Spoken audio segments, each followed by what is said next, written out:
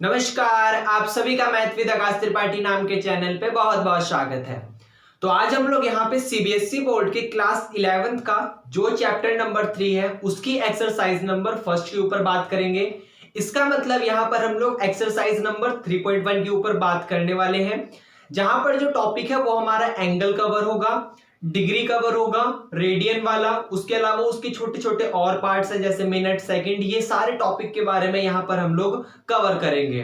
क्योंकि हम लोग यहाँ पर जो चैप्टर नंबर 3 है वो ट्रिग्नोमेट्री स्टार्ट करने वाले हैं। तो किसी ने बहुत कोई मैथमेटिशियन तो उन्होंने बहुत अच्छी सी लाइन कही है कि अगर आप ट्रिग्नोमेट्री स्टार्ट करते हैं और आपको ज्योमेट्री बिल्कुल भी नहीं आती तो आप ट्रिग्नोमेट्री पढ़ तो लेंगे लेकिन आपको ट्रिग्नोमेट्री समझ नहीं आएगी। तो इसलिए आप जब एनसीईआरटी पढ़ रहे हैं तो आपके में छोटा सा बेसिक दिया हुआ है ज्योमेट्री पोर्शन का, बहुत ही छोटा सा बेसिक है, ये तो ट्रिग्नोमेट्री के सामने कुछ भी नहीं है। लेकिन जब आपके में ये छोटा वाला पोर्शन दिया हुआ है जिसका नाम है एंगल, हम यहाँ पर एंगल के बारे में काफी डिटेल में पढ़ने वाले हैं, हम तो पढ़ने वाले हैं। उसके बाद रेडियन में काफी डिटेल में पढ़ेंगे, फिर उसके बाद हम यहाँ पर डिग्री के बारे में काफी डिटेल में पढ़ने वाले हैं और उसकी भी छोटी छोटी कुछ प्रॉपर्टी हैं। तो इन सारे टॉपिक के बारे में यहाँ पर हम लोग पढ़ने वाले हैं। सबसे पहला जो टॉपिक होगा वो यहाँ पर हम लोग एंगल स्टार्ट करेंगे। जो ट्रिग्नोमेट्री का पार्ट है बेसिक की ट्रिग्नोमेट्री क्या होती है, क्यों पढ़ते हैं, कैसे पढ़ते हैं, वो सारा का सारा नेक्स्ट वीडियो में होगा। इस वाली वीडियो में हम लोग बहुत बेसिक कवर करने वाले हैं।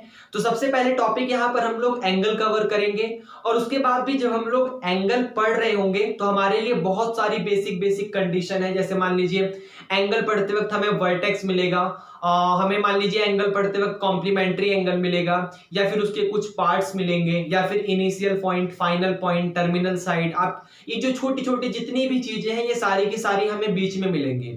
तो जहां जहां हम लोगों को जैसे जैसे जरूरत पड़ती जाएगी वैसे वैसे वहां पर मैं आपको वो टॉपिक समझाता जाऊंगा। तो सबसे पहले यहाँ पर मैं स्टार्ट कर रहा हूं एंगल से। अगर एंगल पढ़ाते वक्त मुझे लगता है कि बीच में कोई एक नया टॉपिक आ गया, मुझे वो टॉपिक भी पढ़ाना चाहिए, तो फिर मैं वो टॉपिक भी पढ़ा दूंगा।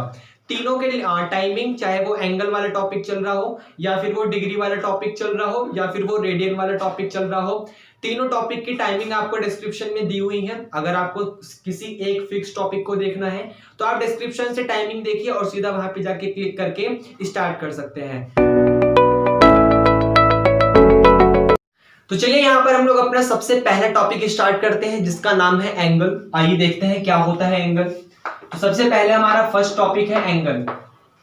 अब ध्यान से देखिएगा, ये एंगल नाम का जो वर्ड है वो एक लैटिन नाम की भाषा से लिया गया है जिसका मतलब होता है एंगुलस। मैं दोबारा रिपीट करूंगा, मैंने क्या बोला। मैंने आपको ये बताया कि जो ये एंगल नाम का वर्ड है ये एक लैटिन नाम की भाषा से लिया गया है जिसका मतलब होता है एंगुलस, और एंगुलस का मीनिंग होता है कॉर्नर। तो कॉर्नर तो आप लोग काफी अच्छे समझते हैं कि आपके सामने कॉर्नर है, कोई भी कोना है। तो पहले मैं उसे लिख देता हूं यहाँ पर। एंगल नाम का वर्ड लैटिन नाम के वर्ड से लिया गया है जिसका मतलब होता है एंगुलस। एंगल नाम का वर्ड, ये लैटिन नाम के वर्ड एंगुलस से लिया गया है जिसका मतलब होता है आप लोगों का कॉर्नर। और कॉर्नर आप लोग काफी अच्छे से जानते हैं कोना। अब देखिए कॉर्नर के बारे में अगर हम लोग कुछ सीखना चाहें तो ये कह सकता हूं मैं। देखिए कॉर्नर का मीनिंग हम लोग काफी अच्छे से जानते हैं। कॉर्नर का मतलब होता है कोना। कोना मैं आपको कुछ इस तरीके से समझा सकता हूं, जैसे मान लीजिए आपके सामने कोई भी एक लाइन है, वो लाइन किसी एक फिक्स डायरेक्शन में जा रही है और आपके पास कोई एक ऐसा पॉइंट आया कि उस पॉइंट से क्या करा, उस लाइन ने डायरेक्शन अपनी चेंज कर ली। डायरेक्शन चेंज करने का मतलब जिस पॉइंट से उसने अपने डायरेक्शन को चेंज करा वो पॉइंट आपका कॉर्नर कहलाता है। या फिर कॉर्नर को आप इस तरीके से भी एक्सप्लेन कर सकते हो कि जहां पे आपकी दो लाइन आपस में इंटरसेक्ट होती हैं वो पॉइंट आपका कॉर्नर कहलाता है। या फिर मैं इस तरीके से भी बोल सकता हूं कि मेरी एक जो रे होती है, दो रे, मान लो आपके सामने कोई भी दो रे हैं और वो किसी एक पॉइंट से स्टार्ट होती है तो वो आपके सामने कॉर्नर कहलाता है। तीनों चीज को मैं यहाँ पर लिख के आपको बताऊंगा। जैसे मान लीजिए मेरे सामने कोई भी एक लाइन है और वो कुछ इस डायरेक्शन में यहाँ पर ट्रेवल हो रही है, लेकिन आपके सामने ये वाला पॉइंट एक ऐसा पॉइंट आया कि इस वाली लाइन ने अपनी डायरेक्शन को चेंज कर लिया और वो इस तरफ चली गई। ये आप समझ रहे हैं। तो जिस पॉइंट से उसने अपनी डायरेक्शन को चेंज करा था वो वाला पॉइंट उसका कॉर्नर कहलाता है। वो वाला पॉइंट जस्ट कॉर्नर कहलाता है।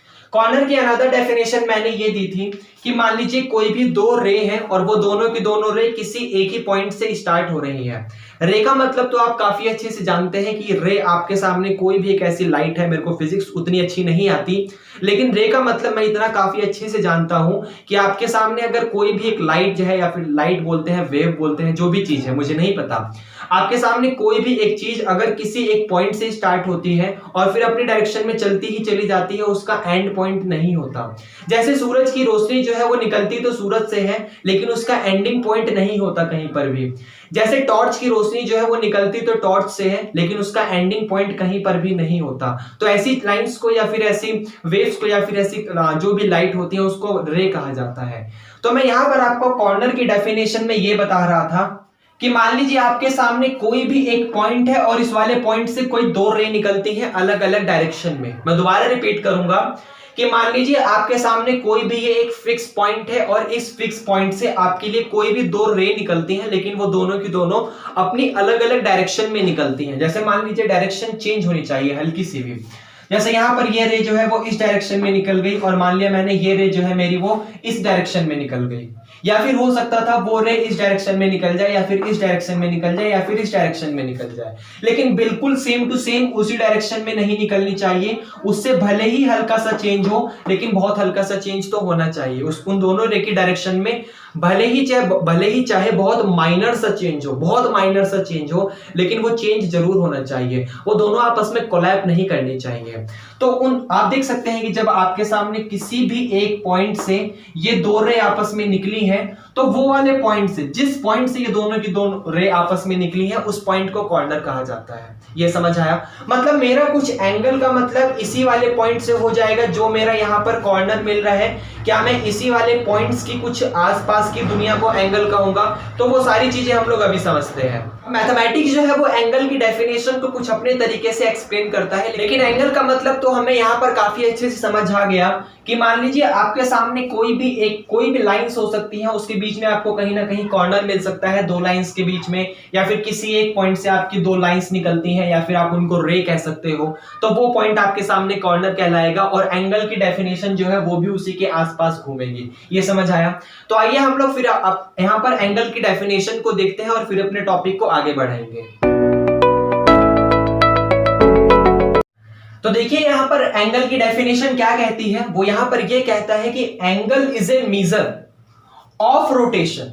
मतलब आपके सामने कहीं ना कहीं कोई ना कोई रोटेशन हो रही होगी, और वो जो भी रोटेशन हुई है, अगर आपने वहां पर उसका मेजरमेंट कर लिया, वहां पर आपने उसको मेजर कर लिया, वहां पर आपने उसको माप लिया, तो वो आपके सामने एंगल कहलाता है। ये आपको समझ आया? तो देखते हैं उसको पूरा भी। और angle is a measure of rotation, मतलब इतना तो हमें यहाँ पर साफ चीज पता चल गई कि हमारे सामने कोई ना कोई रोटेशन हो रही होगी और उस रोटेशन को हम लोग मेजर करेंगे, तो वही एंगल है। देखते हैं आगे क्या लिखा हुआ है। ऑफ ए गिवन रे, किसी एक रे में, मतलब जो आपके सामने यहां पर रोटेशन हो रही थी, वो रोटेशन किस चीज की थी? वो रोटेशन रे की थी। ये आपको समझ आया?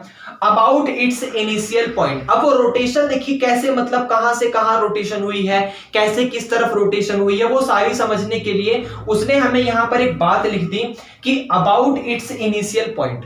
इसका मतलब आपके सामने कोई एक रे है, उसका कोई ना कोई इनिशियल पॉइंट है, तो उस इनिशियल पॉइंट से जो भी रोटेशन हुई, रोटेशन का मतलब जो भी घुमाव हुआ, चाहे वो कैसे भी हो सकता है, किसी भी तरीके का घुमाव हो सकता है, मतलब आपके सामने जैसी भी रोटेशन हुई, अगर आपने उसी रोटेशन को माप लिया, तो वो आपके सामने एंगल कहलाता है। ये आपको समझ आया? तो यहां पर एक वर्ड यूज हो रहा है इनिशियल पॉइंट। तो इस इनिशियल पॉइंट से हमारे सामने दो वर्ड आते हैं। जैसा मैंने आपको पहले भी बताया था कि एंगल नाम के टॉपिक को पढ़ाते वक्त हमारे बीच में जैसे जैसे जो जो वर्ड्स आते चले जाएंगे, हम उनकी मीनिंग को समझते चले जाएंगे। ये आपको समझ आया? तो देखिए यहाँ पर इनिशियल पॉइंट आ रहा है, तो सबसे पहले हम लोग समझ लेते हैं इनिशियल पॉइंट के बारे में, फिर अपने टॉपिक को आगे बढ़ाएंगे। अब ध्यान से देखिएगा, इनिशियल पॉइंट का मतलब तो आप लोग काफी अच्छे से समझ सकते हैं कि इनिशियल पॉइंट आपके सामने कोई भी स्टार्टिंग पॉइंट कह सकता हूं मैं। इनिशियल है ना, वो वहां से स्टार्ट हो रहा है, तो आप लोग उसको यहां पर स्टार्टिंग पॉइंट भी कह सकते हो। कि आपके सामने कोई भी एक रे है, कोई भी एक लाइन है, वो वहां से स्टार्ट हो रहा है, वो वहां से इनिशियल हो रहा है, जनरली कहा जाता है इनिशियल पॉइंट। जैसे मान लीजिए मैंने कहीं से कहीं तक ट्रैवल करा, मान लीजिए गाजियाबाद से दिल्ली तक मैंने ट्रैवल करा, तो गाजियाबाद मेरा इनिशियल पॉइंट हो जाएगा। उसके बाद यहाँ पर, या फिर उसको स्टार्टिंग पॉइंट भी कह सकते हैं। उसके बाद यहाँ पर बात ये आती है कि जो मेरा ये दिल्ली वाला पोर्शन है, मतलब जहां पर जाके मैंने अपनी ट्रेवलिंग को फिनिश करा, वो वाला पोर्शन क्या कहलाएगा? तो उस वाले पोर्शन का नाम यहाँ पर दिया जाता है टर्मिनल पोजीशन। आप लोगों ने सुना भी होगा, टर्मिनल बस स्टैंड होते हैं, मतलब वो वहां पर आके फिनिश हो गई, समझ रहे हैं? टर्मिनल पॉइंट कहा जा सकता है, या फिर आप इसको यहाँ पर एंडिंग पॉइंट भी कह सकते हो कि आपकी स्टार्टिंग तो यहां से हुई जी, लेकिन एंडिंग यहां पर हो गई, तो आपके सामने ये एंडिंग पॉइंट हो गया। ये आपको समझ आया? तो आपके सामने जनरली 2 पॉइंट लिखे हुए हैं, 2 पॉइंट का मतलब आप लोग काफी अच्छे समझ सकते हैं। ये लाइंस भी बोल सकता हूं यहाँ पर मैं रे भी बोल सकता हूं पॉइंट के अलावा। यहां पर मैं लाइंस नाम के वर्ड का यूज भी कर सकता हूं, यहां पर मैं रे नाम के वर्ड का भी यूज कर सकता हूं। सेम बाय दिस कंडीशन यहां पर भी मैं या तो लाइंस नाम के वर्ड का यूज कर सकता हूं या फिर रे नाम के वर्ड का भी यूज कर सकता हूं। तो आपके सामने इनिशियल चाहे पॉइंट हो, चाहे रे हो या फिर लाइन हो, आप अगर ट्रिग्नोमेट्री पढ़ रहे हैं तो उसमें आपको रे नाम का वर्ड बहुत ज्यादा दिखेगा। Same by this condition terminal point, ray या फिर लाइंस बोल सकता हूं मैं। तो आपके सामने जब आप ट्रिग्नोमेट्री पढ़ रहे हैं तो आपको यहाँ पर रे नाम के वर्ड का बहुत ज्यादा यूज मिलेगा। तो यहाँ पर इनिशियल और टर्मिनल का मतलब ये हो गया कि आपके सामने मान लीजिए कोई भी एक रे है, उसने जहां से स्टार्टिंग करी, जैसे मान लीजिए आपके सामने यहां पर ये एक रे है, ये आपको समझ आया? तो ये वाला रे अभी यहीं पर फिक्स है। मान लीजिए आपके सामने इसने यहां से स्टार्टिंग करी होगी, ये इसका कॉर्नर पॉइंट होगा, और इस कॉर्नर पॉइंट से रे ने निकलना स्टार्ट करा और फिर वो अपने आगे इनफाइनाइट डायरेक्शन तक चलती चली गई। तो ये आपका अभी इनिशियल पॉइंट है। अब मैं क्या करूंगा, इस इनिशियल पॉइंट को रोटेट करना स्टार्ट करूंगा, क्योंकि एंगल की डेफिनेशन ये कहती है angle is a measure of rotation of A given रे, जो हमें रे दी हुई है अबाउट इट्स इनिशियल पॉइंट। क्योंकि ये रे हमें दी हुई है, ये इसका इनिशियल पॉइंट है, ये इसका स्टार्टिंग पॉइंट है। तो इस स्टार्टिंग पॉइंट से जो भी रोटेशन होगी, वो रोटेशन आपके सामने इस तरीके से भी हो सकती है, वो रोटेशन आपके सामने इस तरीके से भी हो सकती है। चाहे वो रोटेशन आपके सामने किसी भी डायरेक्शन में हो, उससे कोई फर्क नहीं पड़ता, बस आपके सामने रोटेशन होनी चाहिए। और उसी रोटेशन को मेजर अगर मैंने कर लिया तो वो मेरे सामने एंगल आ जाएगा। ये आपको समझ आया? बड़ी सिंपल सी मीनिंग है एंगल को समझने की। एंगल आपके सामने ये कहता है कि अगर कोई भी आपके सामने कोई भी इनिशियल रे दी हुई हो, आपके सामने जनरल कोई भी इनिशियल पॉइंट या फिर इनिशियल रे या फिर इनिशियल लाइन दिया हुआ हो, और उस लाइन को आपने क्या करा, किसी भी डायरेक्शन में रोटेट कर दिया, वो डायरेक्शन आपके सामने इधर भी हो सकती है, वो डायरेक्शन आपके सामने इधर भी हो सकती है। कैसी भी डायरेक्शन हो सकती है, आप उसमें रोटेट करिए, उससे कोई फर्क नहीं होगा, कोई फर्क नहीं पड़ेगा।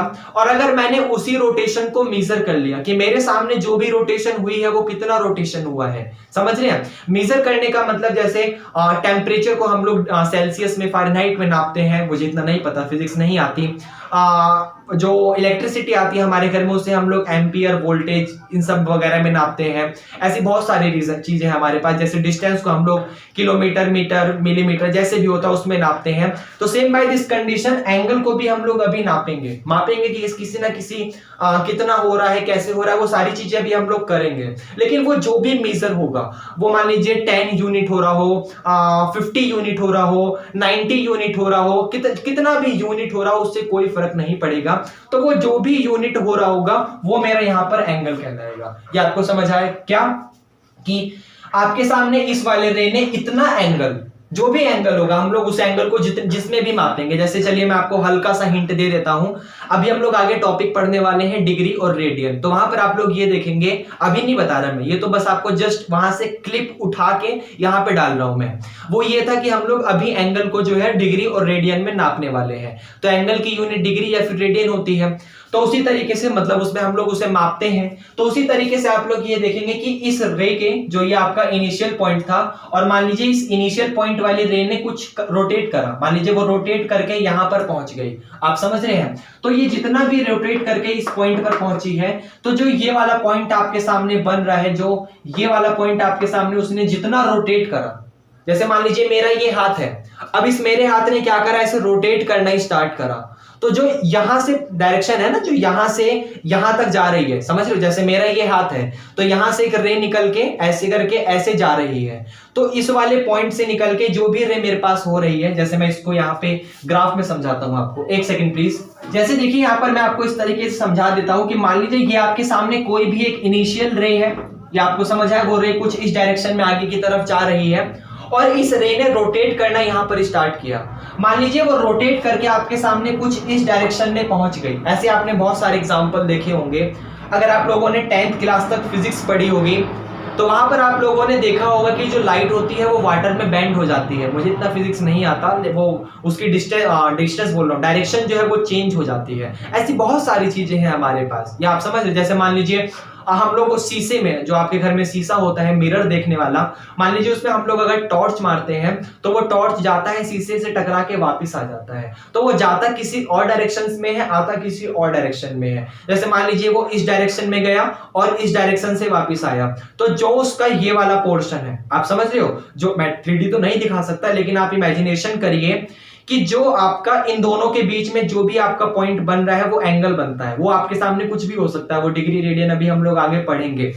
तो वही आपके सामने मैं ये बता रहा था कि यहां से यहां तक जो भी रोटेट हुआ, जितना भी रोटेट हुआ, वो 10 यूनिट हो सकता है, वो 50 यूनिट हो सकता है, वो यहां पर मान लीजिए 98 यूनिट हो सकता है, कितना भी रोटेट हो सकता है, कैसे भी रोटेट हो सकता है, वो 550 यूनिट का हो सकता है, कैसा भी रोटेट हो सकता है, कितना भी। जरूरी नहीं है कि आपके सामने वो इस तरफ ही रोटेट हो, ऐसा भी हो सकता है कि वो इधर रोटेट हो जाए, ऐसा भी हो सकता है कि वो रोटेट होना शुरू करे और घूम के यहां पर आ जाए। मतलब वो ऐसे रोटेट हुआ, घूमता घूमता घूमता घूमता यहां पर आके रुक गया। तो आपके सामने ये भी कुछ ना कुछ यूनिट होगा। मान लिया मैंने x यूनिट होगा, तो ये जितना भी यूनिट रोटेट हो रहा है, इसी यूनिट के रोटेशन को मापने के लिए हम लोग क्या करते हैं, एंगल नाम के वर्ड का यूज करते हैं। ये आपको समझ आया। तो ये एंगल की बड़ी सिंपल सी डेफिनेशन है।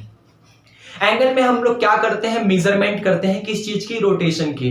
रोटेशन किस चीज का होता है, किसी एक रे का होता है। और वो रे का किस तरीके से नापा जाता है कि जो भी आपको रे दी हुई है उसके इनिशियल पोजीशन से लेकर उसकी फाइनल पोजीशन तक। अब जैसे यहां पर देखिए, आपकी रे यहां पर थी, यहां पर आपको गिवन थी, ये तो ये आपका स्टार्टिंग पॉइंट था, ये आपका इनिशियल पॉइंट है। क्यों? क्योंकि इस रे ने यहां से स्टार्ट करा और यहां पर आके रुक गई। तो उसका जब यहां से स्टार्ट करा तो ये पॉइंट आपका इनिशियल पॉइंट हो जाएगा, और जब वो यहां पर आके आपके सामने रुकी है तो ये आपका टर्मिनल पॉइंट हो जाएगा। ये आपको समझ आया।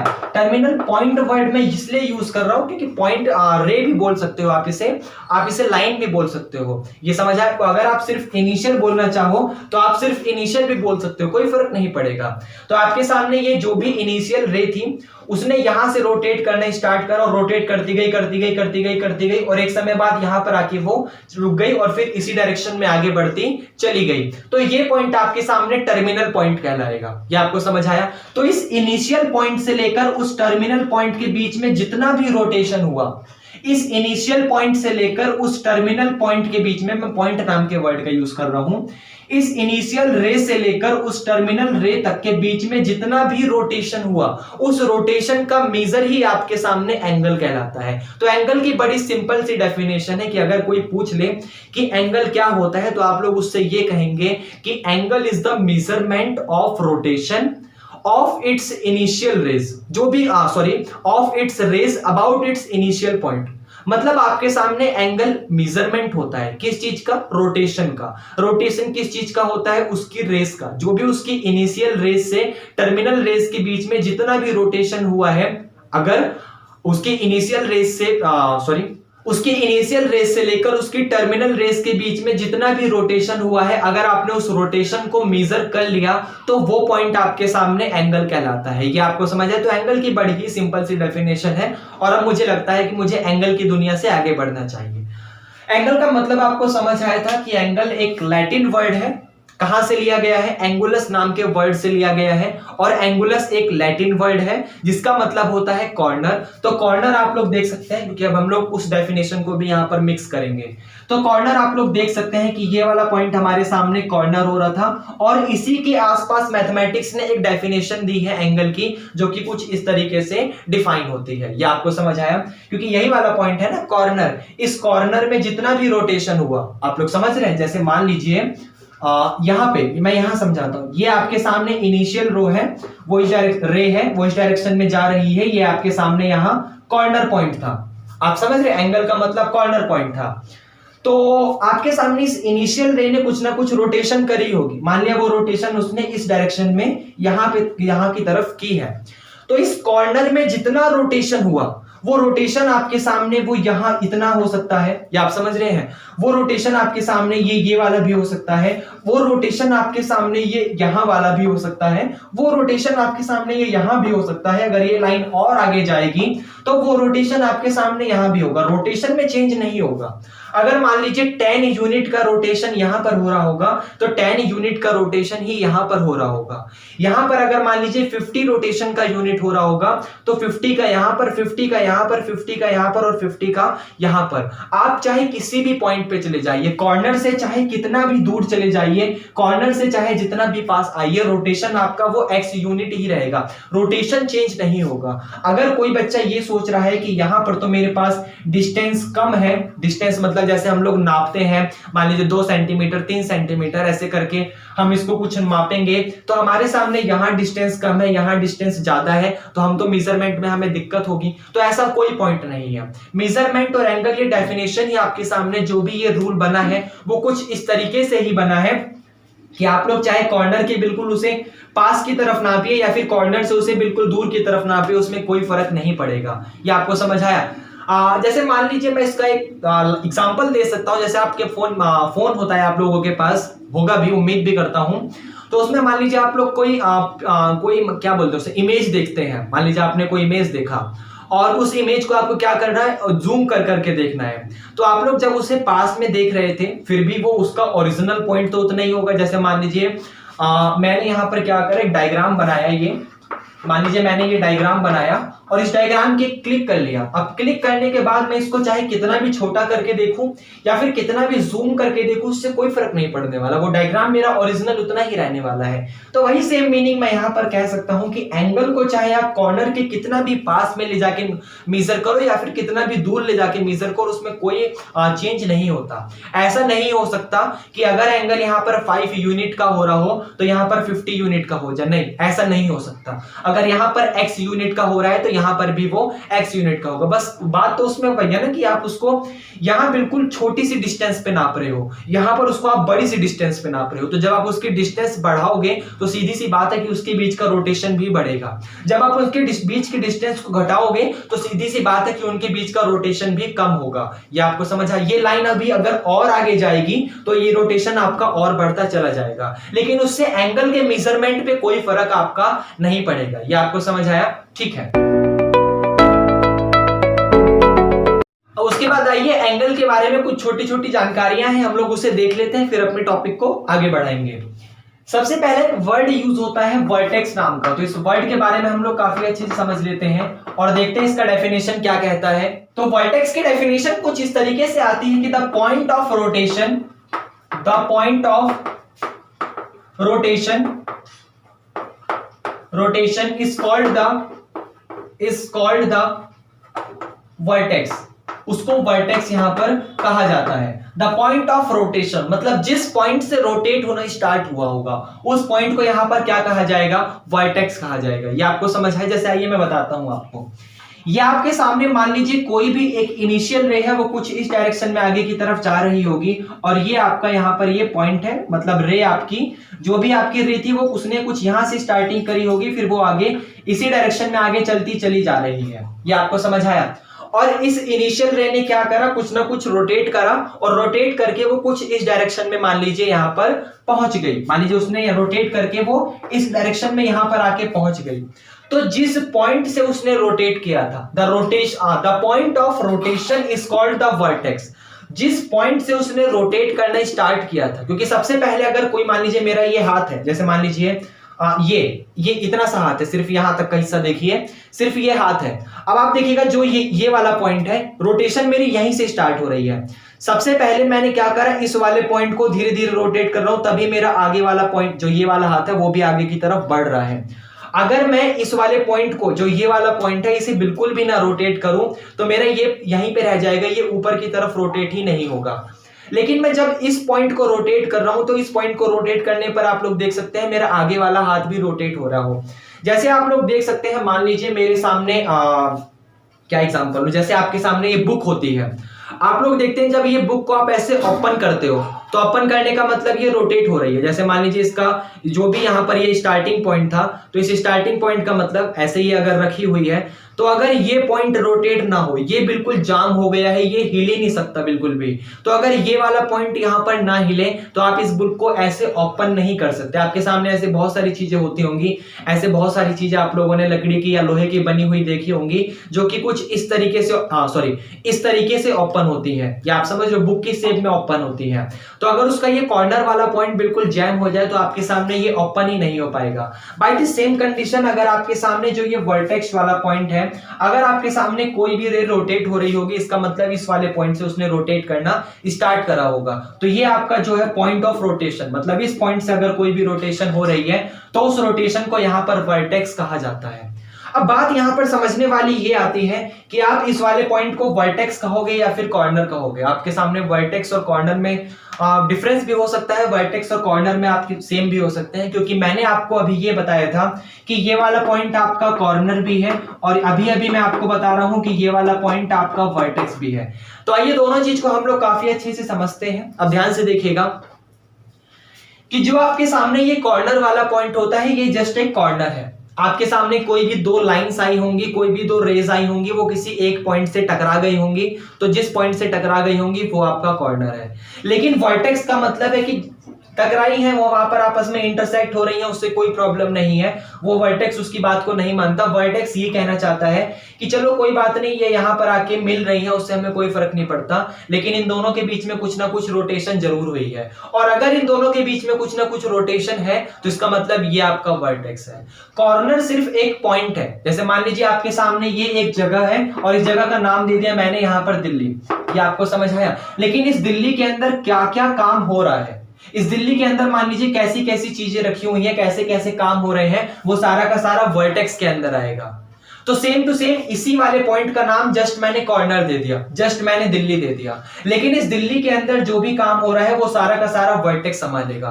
वर्टेक्स ये कहेगा कि जो आपका ये कॉर्नर पॉइंट है, इस कॉर्नर पॉइंट को, द पॉइंट ऑफ रोटेशन, इस कॉर्नर पॉइंट से ही किसी रे ने आप रोटेशन करनी स्टार्ट करी होगी, इस कॉर्नर पॉइंट से ही किसी भी रे ने रोटेशन करनी स्टार्ट करी होगी, वो आपके सामने वर्टेक्स कहलाएगा। जबकि कॉर्नर जस्ट एक नाम है, ये आपको समझ है। जैसे मान लीजिए मेरा नाम आकाश है, तो आकाश जस्ट मेरा एक नाम है, जैसे कॉर्नर जस्ट इसका एक नाम है। और मेरी पूरी की पूरी बॉडी में जो भी काम हो रहा हो, चाहे मान लीजिए वो कॉन्स्टिपेशन का हो या फिर मेरे ब्रेन का कोई भी काम हो रहा, मुझे नहीं आती बायो, तो वो जो भी काम आ रहा हो वो सारा का सारा वर्टेक्स संभालेगा। या आप समझ रहे हो, वो सारा का सारा मेरी बॉडी संभालेगी। लेकिन मुझे पहचानने के लिए मेरे को बॉडी नहीं कहा जाएगा, या फिर मेरे को कोई शरीर नहीं कहा जाएगा कि वो शरीर इधर आ, ऐसे नहीं बोल सकते। वो मेरे को किसी ना किसी एक डेफिनेट नाम से बुलाएगा, अगर मेरे को बुलाना है तो, क्योंकि हम सबकी पहचान करने हैं उसे। जैसे मान लीजिए 10-12 लड़के अगर खड़े हो गए तो वो कैसे पहचानेगा अगर किसी का नाम नहीं हुआ? फिर तो वो हर आदमी को ऐसे शरीर शरीर बॉडी बॉडी या मानव तंत्र तंत्र तो कहता नहीं फिरेगा, वो हर एक आदमी का नाम देगा, या आपको समझ आया, फिर नाम देके उसको बुलाएगा। तो जस्ट वही सेम कंडीशन से इस वाले पॉइंट का जस्ट एक नाम है कॉर्नर। जबकि वर्टेक्स ये कहता है कि आपके सामने इस वाले पॉइंट से रोटेशन स्टार्ट हुई हो तो आपके सामने ये पॉइंट वर्टेक्स कहलाएगा। और अगर दोनों को हम लोग ध्यान से देखें तो वर्टेक्स वाला पॉइंट और कॉर्नर वाला पॉइंट दोनों एक ही है। जहां पे आपका वर्टेक्स है वही वाला पॉइंट आपका कॉर्नर है। तो वर्टेक्स को समझने के लिए आप कॉर्नर भी बोल सकते हो, बस दोनों के मतलब अलग अलग है। लेकिन अगर आप समझना चाहो, बोलना चाहो, क्योंकि दोनों पॉइंट एक ही तो है, तो आप वर्टेक्स को कॉर्नर भी बोल सकते हो। लेकिन दोनों के काम अलग अलग है। कॉर्नर जस्ट एक नाम है, जबकि वर्टेक्स का ये कहता है कि पॉइंट ऑफ रोटेशन, वहां से आपकी रोटेशन स्टार्ट हुई थी। और अगर इनडायरेक्टली सोचो तो आपके सामने कॉर्नर और वर्टेक्स दोनों सेम है। क्यों? मैं काफी डीप में पढ़ा रहा हूं आपको। क्यों? क्योंकि आपके सामने कोई भी दो, मान लीजिए रे हो, तो कोई भी आपके सामने दो लाइंस है। अब यहां पर ये लाइन है तो ये इसका बाइंडिंग पॉइंट है। बेंडिंग पॉइंट मतलब यहां से इस लाइन ने डायरेक्शन अपनी चेंज करी है, तो ये पॉइंट आपका कॉर्नर भी कहलाएगा। और अगर आप इसको रोटेशन के हिसाब से देखोगे तो मान लो आपके सामने ओरिजिनल रो ये वाली होगी, ये आपका सामने कॉर्नर पॉइंट है, ओरिजिनल रो आपके सामने ये है, और इस रो ने कुछ इस तरीके से डायरेक्शन अपनी चेंज करी, तो आपके सामने वो रो पहले जो ऐसे थी अब वो कुछ इस तरीके से आ गई है, तो फिर ये आपके सामने वर्टेक्स बन जाएगा। लेकिन दोनों का मतलब तो सेम हो गया ना।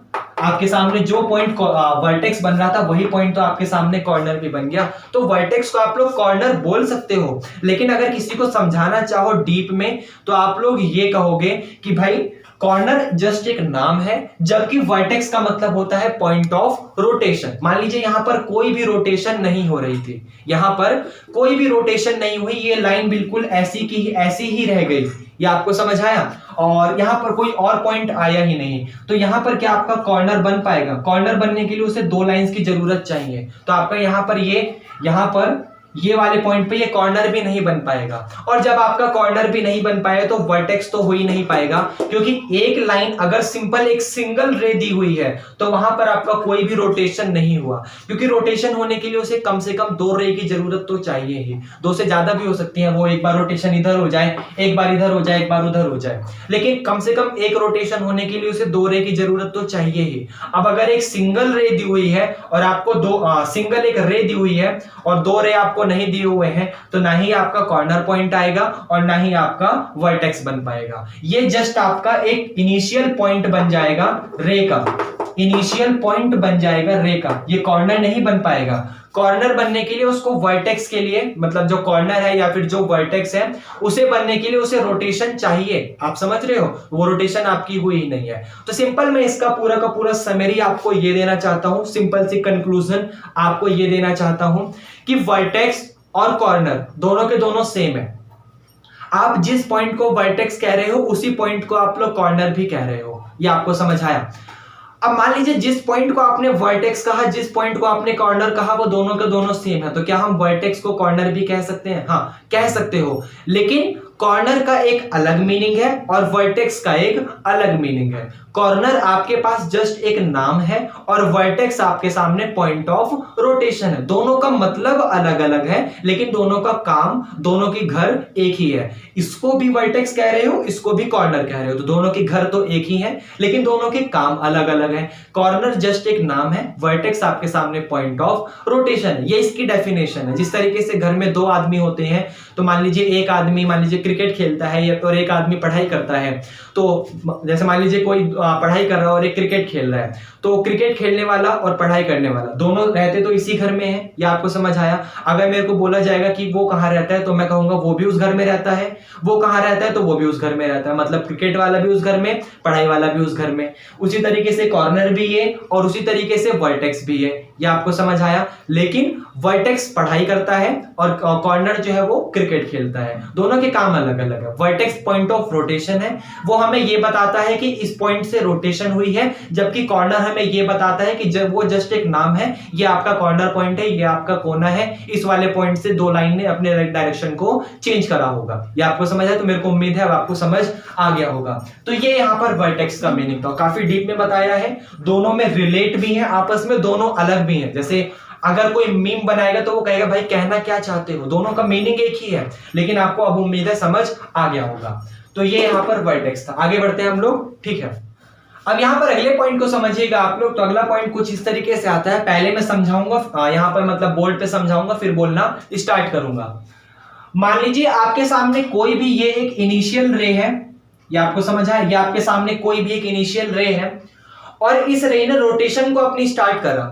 मान लीजिए ये रोटेट होती गई, पहले यहां पर पहुंची, फिर यहां पर पहुंची, फिर यहां पर पहुंची, फिर यहां, फिर रोटेट होते होते इस तरीके से, मतलब उसने रोटेशन अपनी करी और ये फाइनल पोजीशन पे अपनी कुछ यहीं पर आके, मतलब जहां से उसने रोटेशन स्टार्ट करी थी, जो उसका इनिशियल पॉइंट था, वो वही उसका फाइनल पॉइंट भी बन गया, वही उसका टर्मिनल पॉइंट भी बन गया।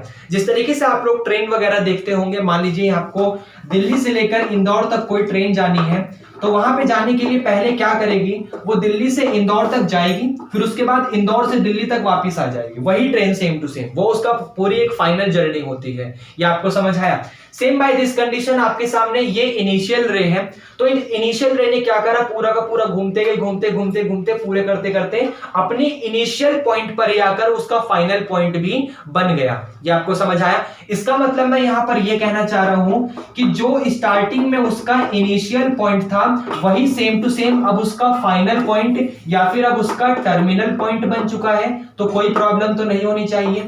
ये आपको समझ आया। किसी भी रे का जो इनिशियल पॉइंट था वही सेम टू सेम अब उसका टर्मिनल पॉइंट बन चुका है। तो इसका मतलब होता है कि अब उस रे ने पूरी की पूरी अपनी एक जर्नी को कंप्लीट कर लिया है। तो मैथमेटिक्स की भाषा में इस चीज को कहा जाता है complete revolution, complete COMPLET, complete revolution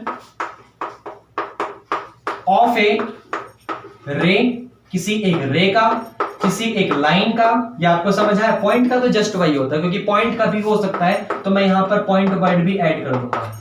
तो आपके सामने कंप्लीट रिवॉल्यूशन हो गया किसी भी एक रे का, किसी भी एक लाइन का, या फिर किसी भी एक पॉइंट का। यह आपको समझ आया? कब होगा? कब एक कंप्लीट रिवॉल्यूशन, पूरी की पूरी कंप्लीट जर्नी कब स्टार्ट होगी?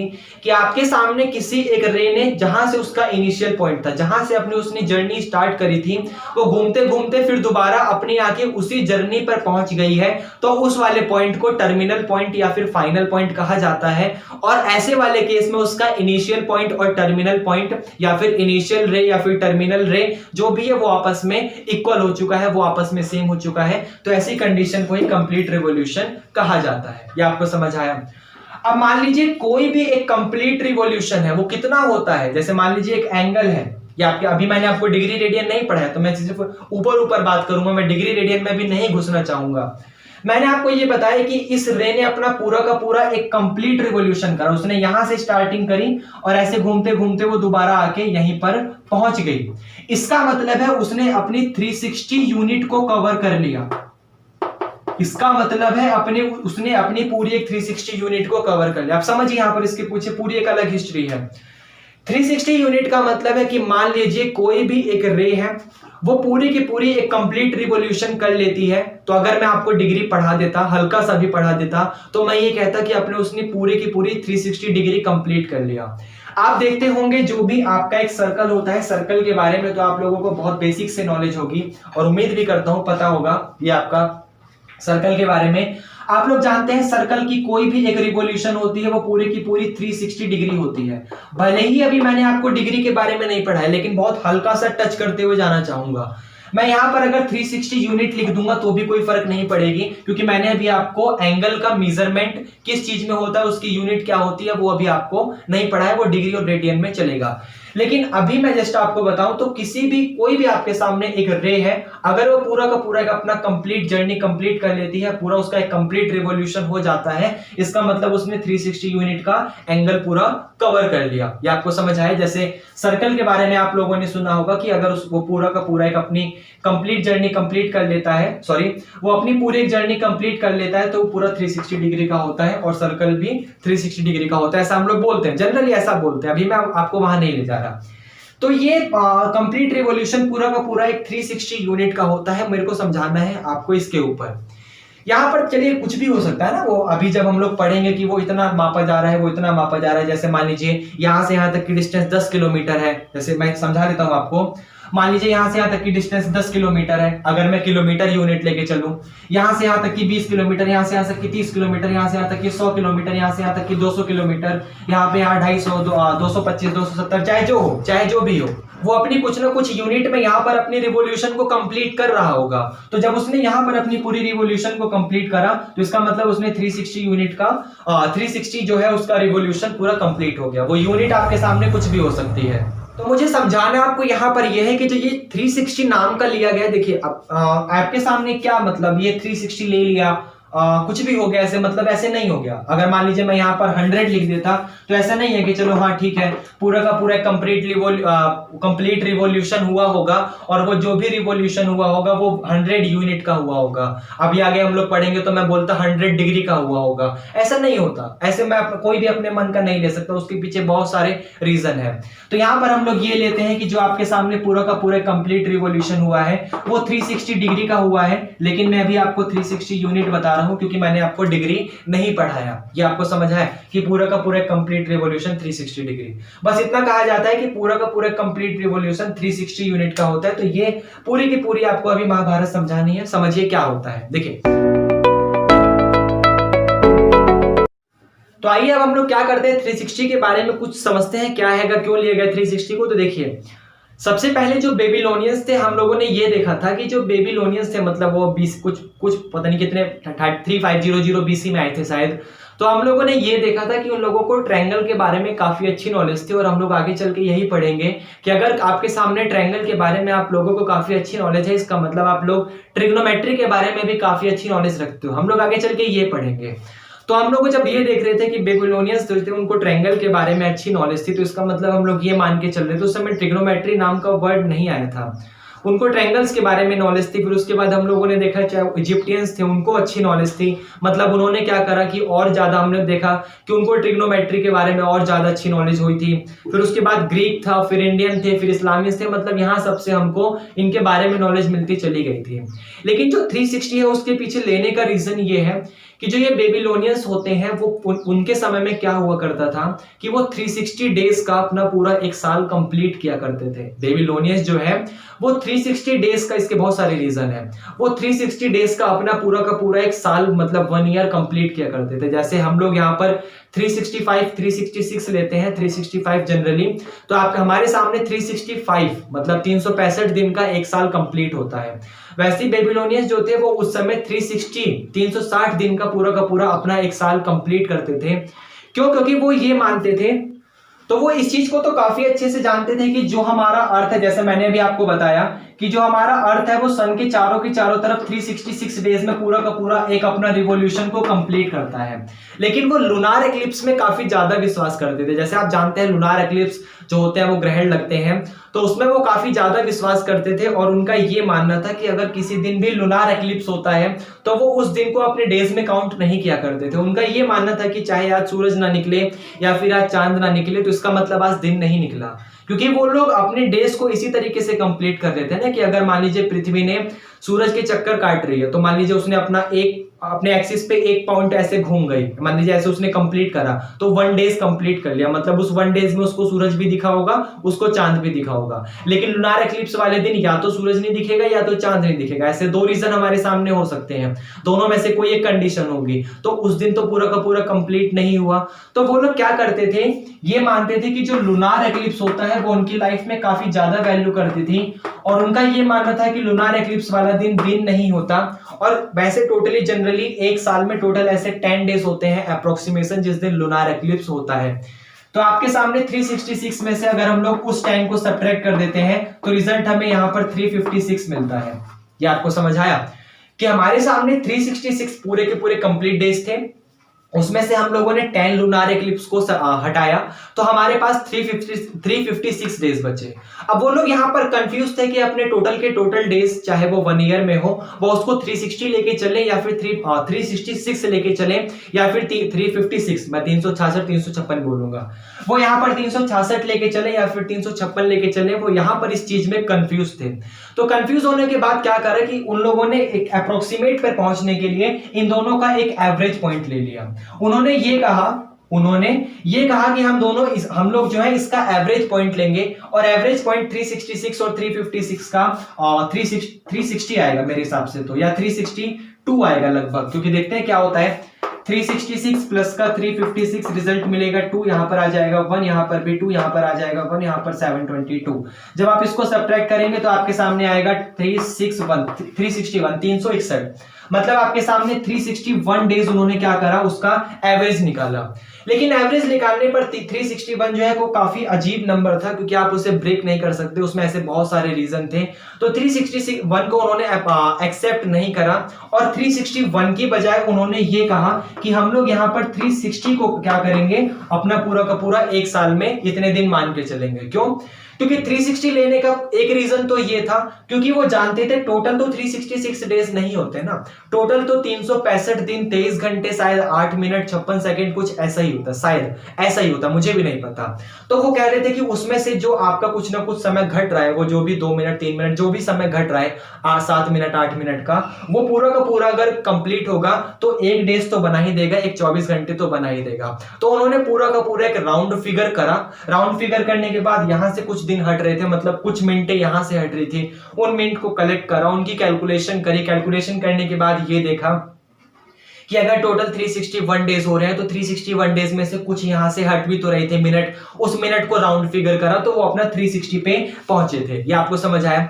360 पर पहुंचने के बाद उन्होंने क्या करा था कि ये माना था कि हमारे पूरे के पूरे एक साल में 360 जो है वही डेज होते हैं। क्यों? इसके पीछे का एक रीजन ये और आ जाएगा कि जैसे मान लीजिए आज सूरज नहीं निकला तो उन्होंने एक हिस्सा हटा दिया, आज चांद नहीं निकला तो एक हिस्सा हटा दिया, फिर एक करा फिर एक हटा दिया, तो टोटल ऐसे 360 में से 5 दिन मान लीजिए सूरज नहीं निकलता, 5 दिन मान लीजिए चांद नहीं निकलेगा लूनार एक्लिप्स की वजह से, तो उन्होंने क्या करा उस पोर्शन को ही हटा दिया। ये आपको समझ आया। तो वो पूरा का पूरा जो भी उनका एक राउंड फिगर था वो वहां से 360 पर पहुंचते हैं।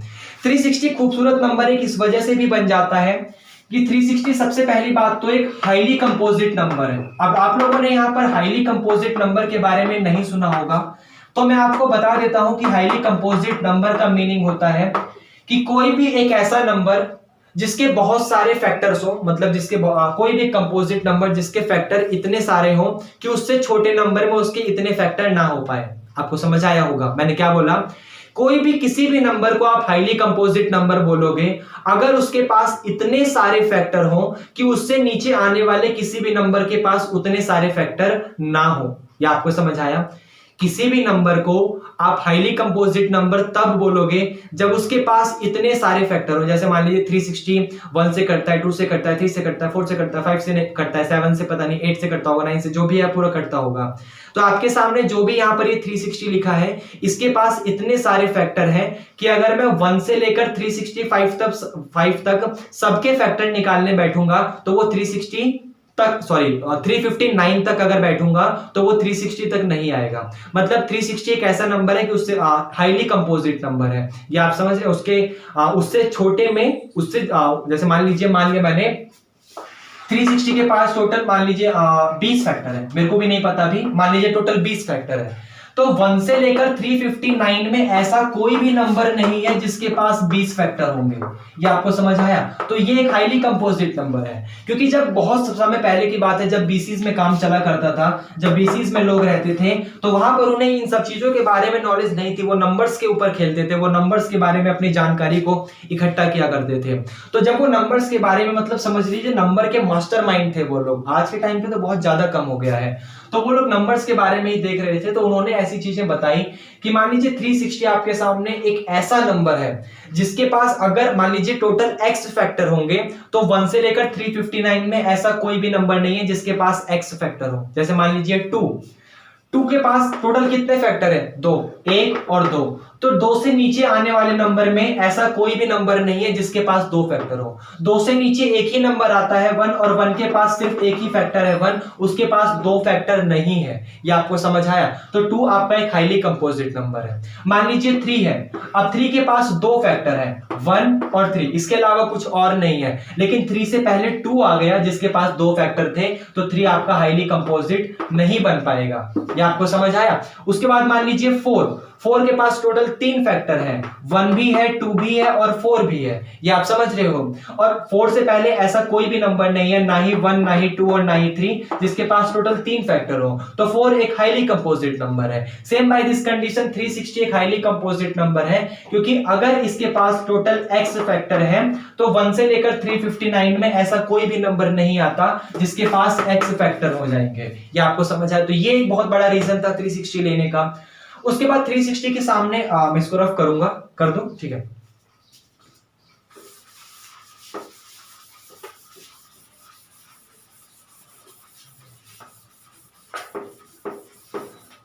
उसके बाद एक बेबीलोनियंस का एक अनदर एग्जांपल है, मैं आपको वो समझाना चाहूंगा, लेकिन उसमें एक वर्ड यूज है सेक्साडेसिमल नाम का, जिसकी वो काउंटिंग थी ऐसा कुछ करके।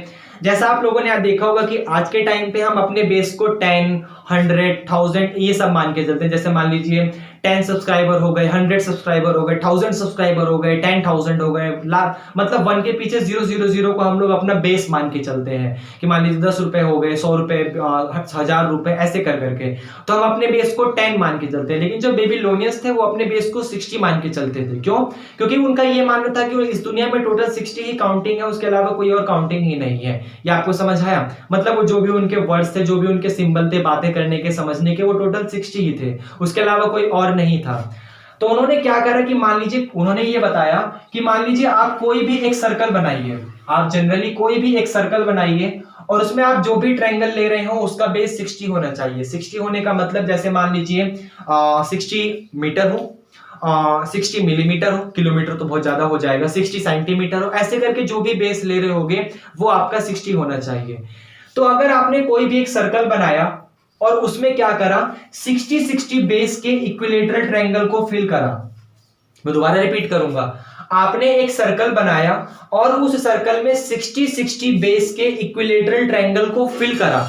तो 60-60 बेस के इक्विलेटरल ट्रायंगल को जब आप इस सर्कल में फिल करोगे, चाहे जैसे भी फिल करो वो जैसे भी होगा, तो आप लोग ये देखोगे कि वो जितनी भी डिस्टेंस हो, जितने भी एरिया कवर कर रहा है, चाहे जैसा भी हो, मुझे वो जैसा भी होगा, जैसा भी उनका शेप बनता होगा, उसने जितना जितना एरिया कवर करा होगा, चाहे वो जितना भी हो, आप लोग ये देखोगे कि एक सर्कल में टोटल 6 ही इक्विलेटरल ट्रायंगल आ सकते हैं। उसके अलावा कोई और इक्विलेटरल ट्रायंगल नहीं आ सकते अगर मैंने उनका बेस 60 लिया है तो। आपको समझ आया?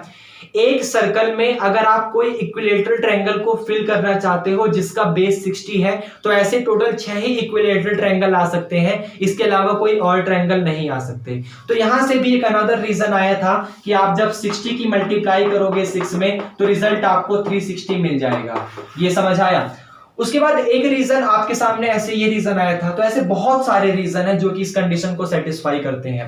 एक अनदर रीजन आपके सामने 360 के बारे में खूबसूरती ये बताता है कि 360 एक ऐसा नंबर है जो कि 1 से लेकर 10 में सबसे डिवाइड होता है, 7 को छोड़ के। 360 एक ऐसा नंबर है जो कि 1 से लेकर 10 में सबसे डिवाइड होता है सिवाय 7 को छोड़ के।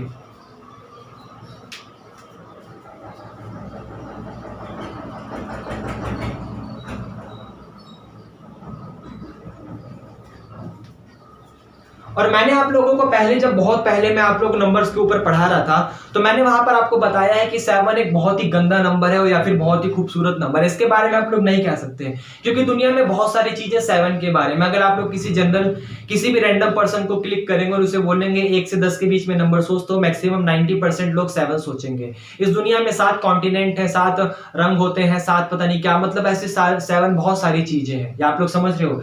तो सबसे खास बात एक और आती है कि 360 1 से लेकर 10 में सबसे डिवाइड हो जाता है सिवाय 7 को छोड़ के। तो 360 इसकी वजह से भी खूबसूरत होता है। यहां पर फायदा ये हो जाता है कि हम लोग 360 को 1 एक हिस्से में भी ब्रेक कर सकते हैं, 2 हिस्से में भी ब्रेक कर सकते हैं 180 180, 3 हिस्से में भी ब्रेक कर सकते हैं 120 120 120, 4 हिस्से में भी ब्रेक कर सकते हैं 90 90 90, 5 हिस्से में भी ब्रेक कर सकते हैं, शायद जो भी होगा डिवाइड कर लेना, 6 हिस्से में भी ब्रेक कर सकते हैं, 7 में नहीं कर सकते, पॉइंट मिलेगा, 8 में कर सकते हैं, 9 में कर सकते हैं, 10 में कर सकते हैं। लेकिन मान लीजिए अगर हम लोगों ने 360 की जगह 100 जो आज के टाइम पे हम लोग अपना बेस मान के चल रहे हैं 1000 लिया होता, तो 1000 को हम लोग या 100 को हम लोग एक हिस्से में ब्रेक कर देते, 2 में कर देते 50 50, लेकिन 3 में नहीं कर पाते, 33.333 आ जाता, 4 में कर देते, 5 में कर देते, 6 में नहीं कर पाते। तो ये बहुत रीजन आ गए। तो 100 के पास 2 से 3 पॉइंट है जहां पर वो ब्रेक नहीं हो पाएगा 1 से लेकर 10 के बीच में। लेकिन 360 आपका सिर्फ 1 से लेकर 10 के बीच में सिर्फ 7 से ही डिवाइड नहीं हो रहा, बाकी सबसे डिवाइड हो रहा है। ये आपको समझ आया? तो ये एक अनदर रीजन था 360 को लेने के पीछे। ये आपको समझ आया? आगे बढ़ते। तो ये बहुत सारी ऐसी कंडीशन थी कि वहां पर हम लोगों ने ये माना कि मैं सॉरी बहुत ज्यादा आपको बता गया, लेकिन चलिए कोई नहीं। तो यहां पर हम थोड़ा, मेरे को अच्छा भी लगता है ऐसे पढ़ाना।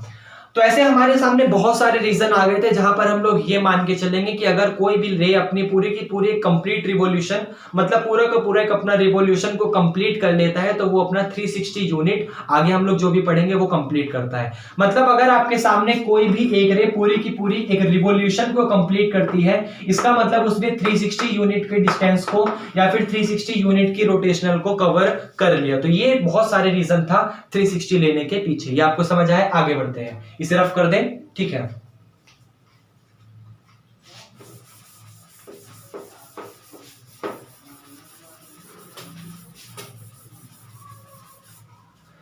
उसके बाद आपके सामने 2 पॉइंट और आता है, जिसमें सबसे पहला पॉइंट है एंटी क्लॉकवाइज और दूसरा पॉइंट है क्लॉकवाइज। आइए उसे देखते हैं क्या होता है।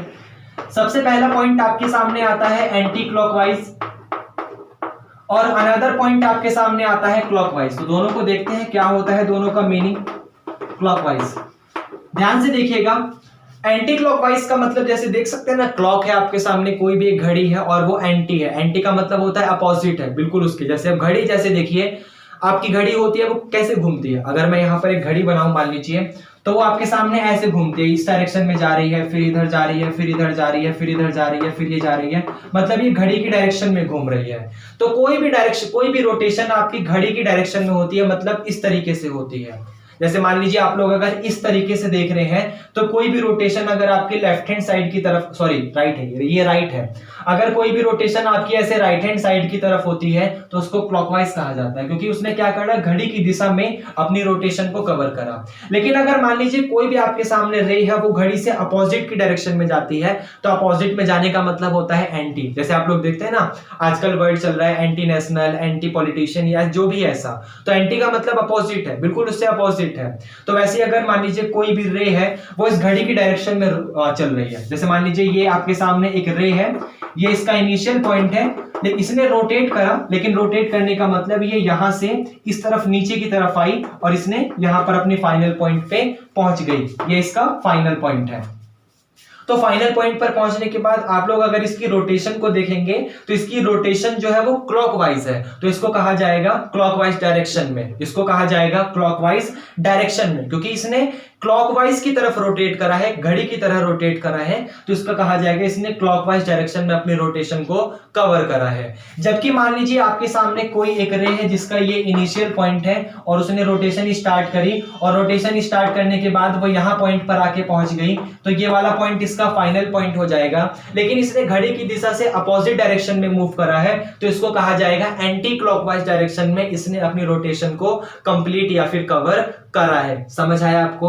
अगर कोई रे आपकी घड़ी की दिशा में मूव करती है और अपनी रोटेशन को कवर करती है, तो उसको कहा जाता है क्लॉकवाइज डायरेक्शन में, क्लॉकवाइज डायरेक्शन में उसने अपनी रोटेशन को कवर करा है। लेकिन अगर मान लीजिए कोई आपके सामने रे है और वो घड़ी से अपोजिट डायरेक्शन में जाती है, तो उसको कहा जाता है एंटी क्लॉकवाइज डायरेक्शन में उसने अपनी रोटेशन को कवर करा है। ये आपको समझ आया? बहुत छोटा सा सिंपल सा टॉपिक था, उम्मीद भी है समझ आ गया होगा। रफ कर दें, ठीक है।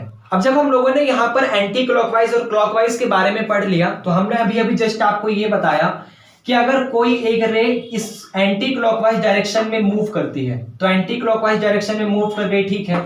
मान लीजिए कोई एक रो है वो इधर क्लॉकवाइज डायरेक्शन में मूव करती है, ठीक है जी, क्लॉकवाइज डायरेक्शन में मूव कर गई, कोई दिक्कत नहीं। अब जैसे आप लोग जानते हैं कि हमारी जो अर्थ होती है, अर्थ समझ रहे, वो उल्टा घूमती है, ऐसे ऐसे घूमती है, आप समझ रहे, मतलब इस तरीके से उल्टी डायरेक्शन में घूमती है, वो एंटी क्लॉकवाइज डायरेक्शन में घूमती है। तो जब हमारी अर्थ एंटी क्लॉकवाइज डायरेक्शन में घूम रही है और हम लोग अपनी सारी की सारी बेस जो चीजें हैं वो यूनिवर्स को मानकर ही चलते हैं, सूरज चांद और पृथ्वी को देखकर ही चलते हैं, तो इसलिए हमने क्या करा, ये बोला गया कि हमारी अर्थ जो है वो एंटी क्लॉकवाइज घूमती है, तो हमने उसी को अपना बेस माना और ये बोला कि अगर कोई भी चीज आपकी एंटी क्लॉकवाइज डायरेक्शन में मूव कर रही है, तो इसका मतलब वो पॉजिटिव है, प्लस की तरफ जा रही है, और कोई भी चीज अगर आपकी क्लॉकवाइज मूव कर रही है, इसका मतलब वो नेगेटिव की डायरेक्शन में जा रही है, माइनस की तरफ जा रही है। क्यों? क्योंकि अगर मान लीजिए मैं इस पॉइंट पे खड़ा हूं, तो ये मेरा ओरिजिन पॉइंट है, यहां से अभी मैंने मूव नहीं करा है, और मैं यहां से अगर अपने आगे की तरफ जाता हूं तो मैं प्लस की तरफ जा रहा हूं, पॉजिटिव जा रहा हूं, और यहां से मैं अगर अपने पीछे की तरफ जा रहा हूं तो मैं नेगेटिव डायरेक्शन में जा रहा हूं। जिस तरीके से नंबर्स होते हैं माइनस इनफाइनाइट से इनफाइनाइट तक, मान लीजिए मैंने यहां पर ये एक रे बनाई, क्या बोलते हैं इसे, लाइन बनाई, और यहां पर ये पॉइंट है 0, तो अगर मैं इस पॉइंट 0 से आगे की तरफ जाऊंगा तो मैं कहूंगा मैं पॉजिटिव डायरेक्शन में गया हूं, और अगर इस 0 से मैं पीछे की तरफ जाऊंगा तो मैं कहूंगा कि मैं नेगेटिव डायरेक्शन में गया हूं। सेम बाय दिस कंडीशन हमारी अर्थ एंटी क्लॉकवाइज घूम रही थी, तो हमने ये कहा कि इस दुनिया में अगर कोई भी चीज एंटी क्लॉकवाइज घूमेगी तो उसे हम लोग कहेंगे वो पॉजिटिव डायरेक्शन में घूम रही है, और अगर इस दुनिया में कोई भी चीज क्लॉकवाइज घूमेगी तो हम लोग उसको कहेंगे वो नेगेटिव डायरेक्शन में घूम रही है, क्योंकि उसने हमारे अर्थ के लॉ को ब्रेक कर दिया। समझ रहे हो ना, उसने क्लॉकवाइज घूमा और हमारे अर्थ के लॉ को ब्रेक कर दिया, इसका मतलब वो नेगेटिव है, और अगर वो हमारे अर्थ के लॉ को फॉलो कर रही है, इसका मतलब वो पॉजिटिव है। ये आपको समझ आया? हम लोग अपनी आगे की चीज को पॉजिटिव मानते हैं, जो हमारा पीछे का बैकग्राउंड है उसे हम लोग नेगेटिव मानते हैं। तो सेम बाय दिस कंडीशन आपके सामने क्लॉकवाइज डायरेक्शन जो होती है वो नेगेटिव होती है, जबकि एंटी क्लॉकवाइज डायरेक्शन जो होती है वो पॉजिटिव होती है। तो ये छोटी छोटी बातें थी, और इसी के साथ यहाँ पर हमारा कौन सा टॉपिक चल रहा है, एंगल नाम का टॉपिक फिनिश होता है। ये आपको समझ आया? अब हम लोग क्या करेंगे, यहाँ पर अपने अगले टॉपिक की तरफ बढ़ते हैं जिसका नाम है डिग्री, और डिग्री के बारे में समझेंगे क्या होता है। तो आइए देखते हैं, इसको रफ करेंगे, ठीक है। अब आइए यहाँ पर हम लोग अपने टॉपिक को स्टार्ट करते हैं डिग्री। देखते हैं डिग्री के बारे में क्या क्या देख सकते हैं हम लोग। जिस तरीके से मैं आपको ये बता रहा था कि कोई भी रे रोटेट होती है तो रोटेट होने के बाद उसका जो भी रोटेशन हुआ है उसको हम लोग एंगल में मेजर करते हैं। तो डिग्री आपके सामने एक यूनिट कह सकते हो, एक यूनिट है। क्या करती है डिग्री? डिग्री एंगल को मेजरमेंट करती है कि आपके सामने किसी भी एक रो में जितना भी रोटेशन हुआ वो रोटेशन कितना हुआ, उसी रोटेशन को पता लगाने के लिए यहाँ पर हम लोग इस डिग्री नाम के वर्ड का यूज करते हैं। जैसे मान लीजिए आप लोगों के सामने ठंडी लग रही है, गर्म लग रही है, तो आप लोग उसको क्या करते हैं, टेम्परेचर की हेल्प से सॉल्व करते हैं अपनी कंडीशन को या फिर अपनी प्रॉब्लम्स को। या फिर मान लीजिए अपनी डिस्टेंस को आप लोग किलोमीटर, मिलीमीटर, सेंटीमीटर, जो भी मीटर होता है उसमें या फिर जैसे भी होता है उसमें आप उसको कवर करते हैं, सॉल्व करते हैं। तो सेम बाय दिस कंडीशन जब हम लोग एंगल पढ़ रहे थे तो एंगल को पढ़ते वक्त वहां पर हम लोग अपने यूनिट को नहीं पहचान पा रहे थे। यूनिट हम लोगों ने नहीं ली थी क्योंकि वहां पर हम लोगों ने डिग्री नहीं पढ़ा था।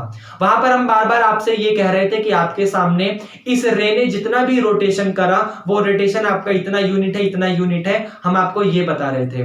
लेकिन उसी रोटेशन को मापने के लिए, क्योंकि एंगल की डेफिनेशन क्या थी, एंगल की डेफिनेशन थी the measurement of rotation of it's, जो भी उसकी इनिशियल पॉइंट से जितना भी रोटेशन होता है अगर आपने उसको मेजर कर लिया तो वो आपके सामने एंगल बन रहा था।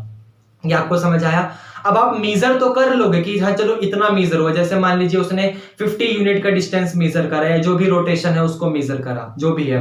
अब वो किस चीज में होगा, वो यूनिट क्या है, वो यूनिट आपके सामने क्या है, तो वो यूनिट ही एक छोटा सा पार्ट है आपके सामने, डिग्री जिसे बोला जाता है, मतलब यूनिट का नाम है डिग्री। और डिग्री क्या है? डिग्री एक ऐसी चीज है जो हम लोगों को मेजर करवाती है एंगल के बारे में, हम लोगों को एंगल के बारे में बताती है कि आपके सामने अगर कहीं पर भी कोई भी रोटेशन हुआ है तो वो रोटेशन कितना हुआ है। ये सारी की सारी बातें यहाँ पर हम लोगों को डिग्री के बारे में, डिग्री में हम लोग यहाँ पर ये सारी की सारी बातें सीखेंगे। ये आपको समझ आया? ठीक है।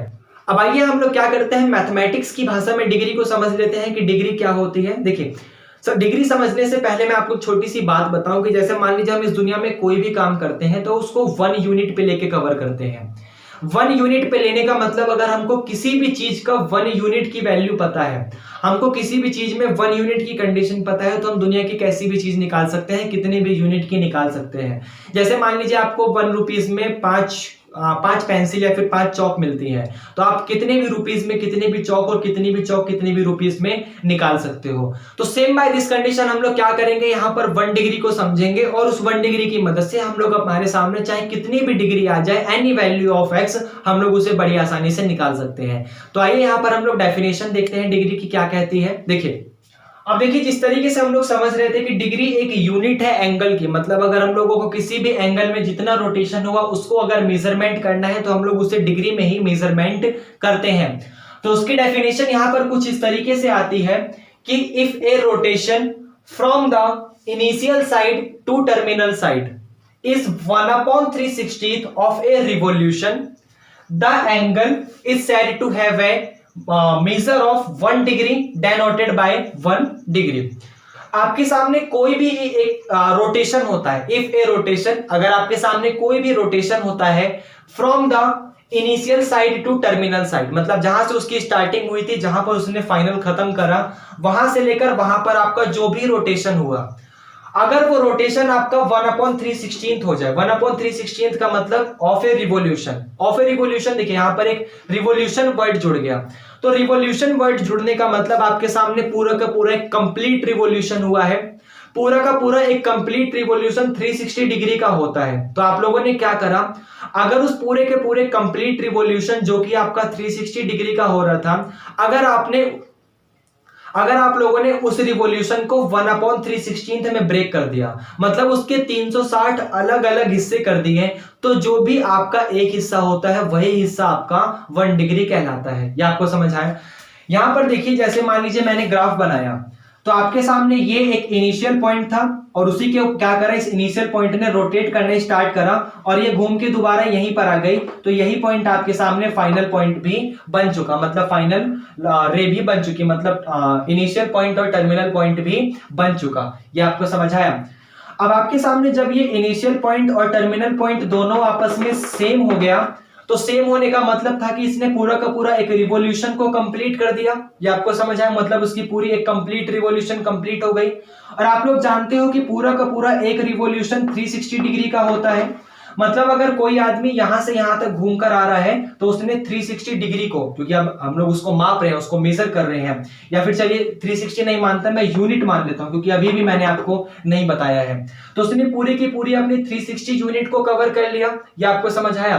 तो अगर इसी 360 यूनिट को मैं ब्रेक कर दूं अलग अलग 360 हिस्सों में, तो मेरे सामने कुछ ऐसे ऐसे ऐसे ऐसे कर करके अलग अलग 360 हिस्से आएंगे। ये समझ आया।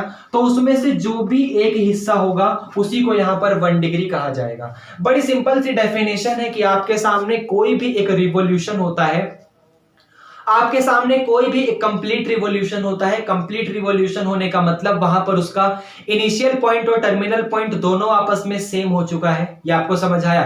तो उस कंप्लीट रिवॉल्यूशन के अगर आपने अलग अलग 316 हिस्से कर दिया, मतलब उसको अलग अलग 360 पार्ट में बांट दिया, तो जो आपके पास कोई भी एक पार्ट होगा वो आपके पास 1 डिग्री कहलाएगा। और उसको कुछ ऐसे डेनोट करा जाएगा, 1 के ऊपर ऐसे पॉइंट जैसा, मतलब 1 डिग्री के फॉर्म में डेनोट करा जाएगा। तो आपको समझ आया डिग्री का मतलब क्या होता है। अगर कोई पूछे डिग्री का मतलब क्या होता है, तो आप लोग उसे ये बताओगे कि अगर मान लीजिए क्या करा कि आपने किसी भी एक कंप्लीट रिवॉल्यूशन को अलग अलग 360 पार्ट में ब्रेक कर दिया, तो जो भी आपके सामने पार्ट हुए में से कोई भी आप उसका एक पोर्शन उठा लीजिए और उस पोर्शन आपके सामने वो 1 डिग्री का होगा। ये आपको समझ आया।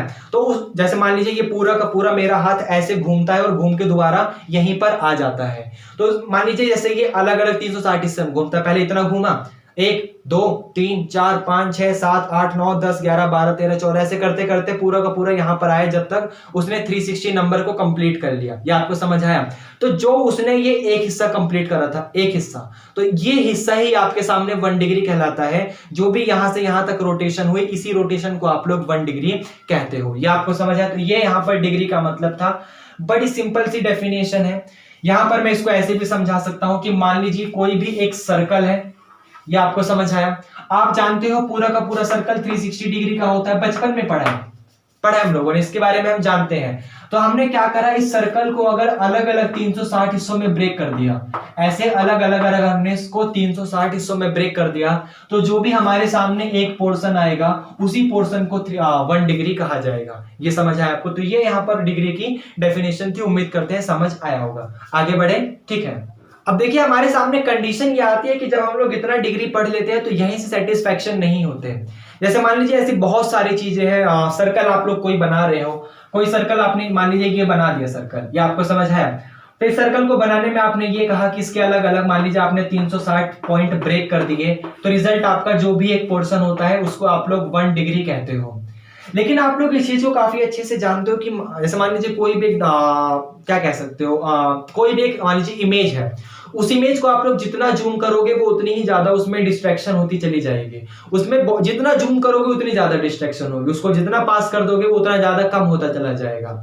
तो उसी तरीके से मान लीजिए हमने क्या करा कि ये तो बता दिया कि इसके अलग अलग 360 हिस्से हो गए, लेकिन ऐसा भी तो होगा कि मान लीजिए ये सर्कल है, आपने यहाँ पर इसके अलग अलग 360 हिस्से ऐसे ब्रेक कर दिए। ये मान लीजिए आपने अलग अलग जितने भी 360 ऐसे लाइनें खींच दी तो अलग उससे हिस्से ब्रेक हो गए, आपने किसी एक हिस्से को उठाया। ऐसा भी तो हो सकता है मान लीजिए कि आपके सामने 365वीं लाइन ये हो, ये समझ आया, और 366 लाइन ये वाली हो, और जो आपके पास फर्स्ट नंबर की लाइन थी वो आपके सामने मान लीजिए जो ओरिजिन पॉइंट था, जैसे मान लीजिए ये ओरिजिन पॉइंट था, तो ओरिजिन पॉइंट यहां पर हो और 366 लाइन यहां पर कवर हो रही हो। समझ रहे हो? ये एक सर्कल में ये आपका एक इनिशियल पॉइंट था, लाइन ऐसे घूमती गई, यहां पर 365 आया, यहां पर मान लीजिए आपका 366 आया। तो ऐसा ये हो सकता है ऐसा आपको, क्योंकि आप इसे जितना ही जूम करोगे आपको उतनी ही ज्यादा डिस्टेंस, उतनी ही ज्यादा डिस्ट्रैक्शन मिलती चली जाएगी। तो आपके सामने जो ये बहुत ही माइनर सा पॉइंट बचा होगा, हम लोगों ने क्या करा, इस माइनर से पॉइंट को भी कवर करा। जैसे आप लोग देखते होंगे कि मान लीजिए एयरप्लेन वगैरह में आप लोगों ने कहीं मूवी वगैरह या फाइटर प्लेन वगैरह में देखा होगा, वो इतने बताते हैं 360 डिग्री, इतने मिनट, इतने वो वेस्ट, पता नहीं कैसे कैसे। या जियोग्राफी का यहाँ पर कोई स्टूडेंट होगा तो वो तो काफी अच्छे समझता होगा कि हमारी अर्थ जो होती है वो इतने डिग्री, इतने मिनट, इतने वो पता नहीं कैसे कैसे बनी होती है, कि 81 डिग्री ईस्ट की तरफ जाओ, 79 डिग्री नॉर्थ वेस्ट की तरफ, उससे इधर वो, उससे इधर ये।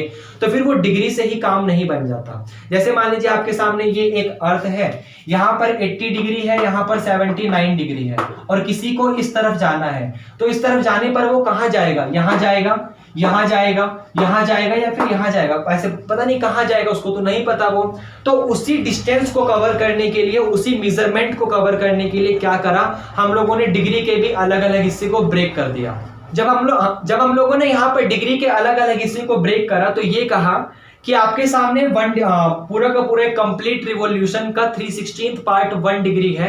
तो अगर हम लोग क्या करें, इस 1 डिग्री का अलग अलग 16 पार्ट कर दें, मतलब 1 डिग्री के अलग अलग 60 हिस्से कर दें, तो जो भी हमारे सामने एक रिजल्ट मिलेगा उसको हम लोग 1 मिनट कहेंगे। और 1 मिनट को डेनोट कुछ ऐसे करा जाता है, 1 के ऊपर डैश, मतलब 1 मिनट। ये मिनट और सेकंड आपके सामने वो घड़ी वाला नहीं है, ये दूसरा रीजन है। हाँ, आगे चल के जब हम लोग क्वेश्चन करेंगे तो इसको लिंक करवाएंगे यहां से वहां तक, लेकिन आपके सामने ये मिनट और सेकंड वो वाला नहीं है। आप समझ रहे हो, हम लोगों ने जस्ट एक क्या करा है, डिग्री के भी बहुत छोटे छोटे हिस्से कर दिए हैं, तो हमारे सामने 1 मिनट आया है। क्योंकि हम लोग उसमें जितना जूम करेंगे हमें उतनी ज्यादा डिस्ट्रैक्शन मिलेगी। हम लोग किसी चीज के जितने ज्यादा पास पहुंचेंगे उतने ज्यादा हम लोगों को मिलेगा। जैसे आप गूगल मैप देखते हो, तो गूगल मैप देखने पर आपको एक अर्थ दिखाई देता है। अगर देखिए तो अर्थ में आप अंदर घुसते हो तो आपको अलग अलग कंट्री दिखाई देती है, तो किस कंट्री में जाना है। मान लीजिए कंट्री आपका डिग्री का काम कर रही है, फिर आप कंट्री में घुसते हो तो आपको अलग अलग डिस्ट्रिक्ट दिखाई, सबसे पहले स्टेट दिखाई देते हैं, किस स्टेट में जाना है।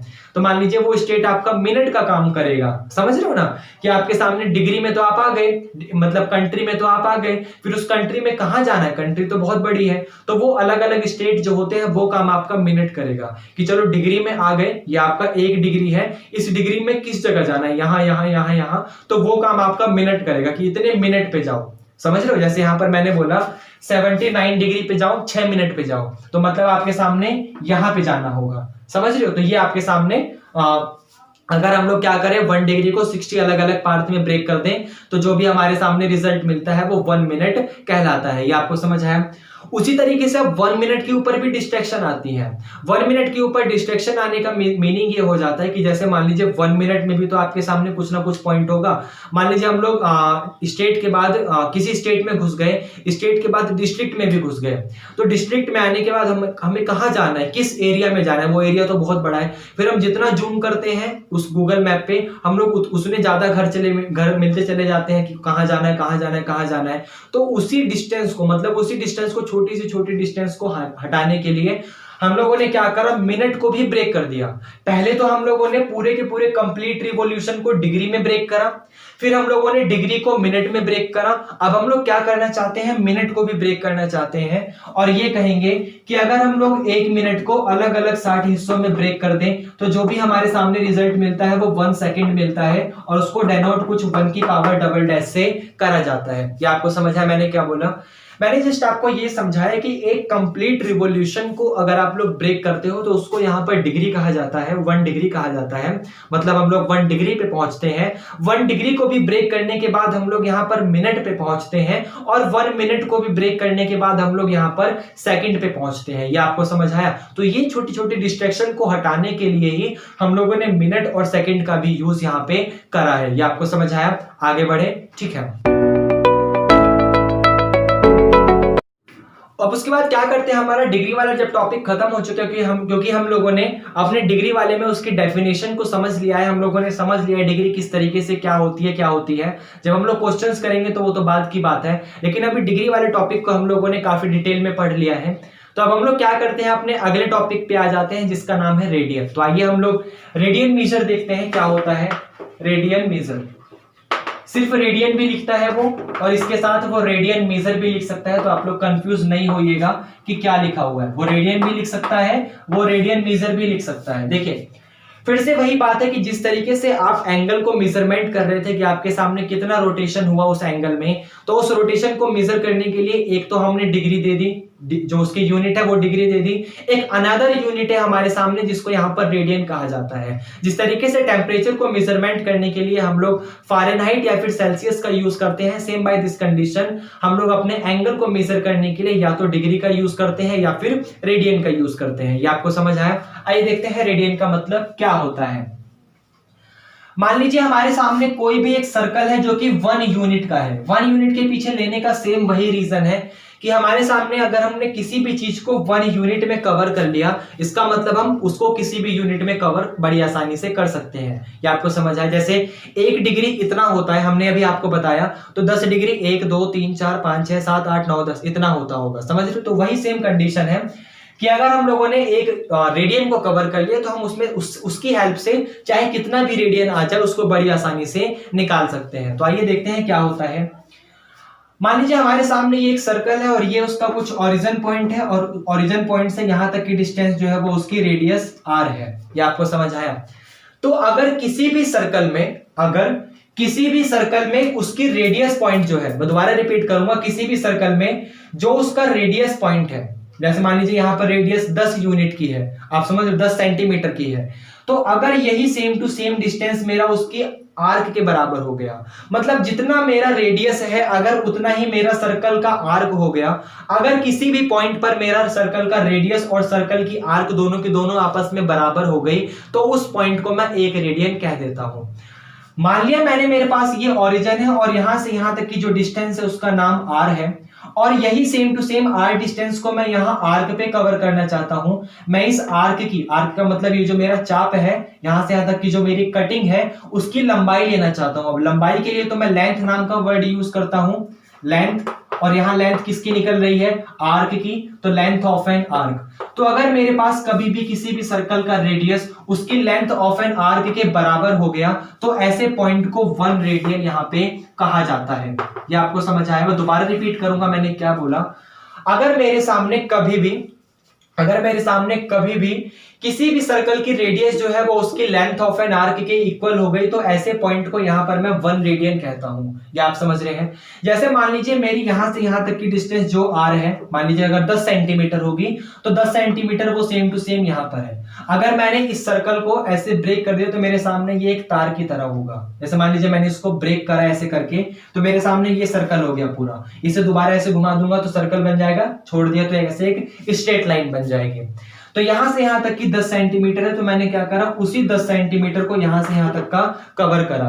तो मेरे सामने जो भी ये चाप आया, जो भी ये कटिंग आई सर्कल की, जो भी ये आर्क आया सर्कल का, अगर वो सर्कल का आर्क मेरा इस रेडियस के बराबर हो जाता है, इनडायरेक्टली मैं ये कहना चाहता हूं कि अगर कभी भी आपका रेडियस और लेंथ ऑफ एन आर्क आपस में इक्वल हो जाती है तो वो आपके सामने 1 रेडियन होता है।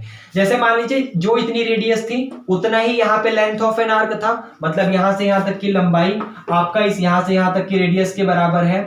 तो जो ये वाला पॉइंट आपका यहां से यहां तक अगर आपस में इसको ज्वाइन कर देंगे तो ज्वाइन करने के बाद ये आपका इनिशियल पॉइंट हो गया, और ये सर्कल ऐसे इसने रोटेट करा, रोटेट करने के बाद यहां पहुंच गया, तो यहां पहुंचने के बाद ये आपका फाइनल पॉइंट बन गया। तो ये जितना भी इसने रोटेट करा उसको कहा जाता है इसने 1 रेडियन रोटेट करा। समझ रहे हो? और 1 रेडियन को लिखने के लिए आप 1 की पावर c का यूज कर सकते हो, 1 की पावर कैपिटल R का यूज कर सकते हो, 1 की पावर स्मॉल r का यूज भी कर सकते हो। अलग अलग ऑथर है, अलग अलग उनके नाम है। ये आपको समझ आया? यहां से यहां तक की जो भी रेडियस थी, अगर वो वाली रेडियस यहां से यहां तक की लेंथ के इक्वल हो गई, यहां से यहां तक जो भी रेडियस थी अगर वो वाली रेडियस यहां से यहां तक के लेंथ की इक्वल हो गई तो ऐसे पॉइंट को 1 रेडियन कहा जाता है। मैं दोबारा रिपीट करूंगा, कहीं दोबारा एक सर्कल बनाऊंगा और वहां पर आपको समझाऊंगा।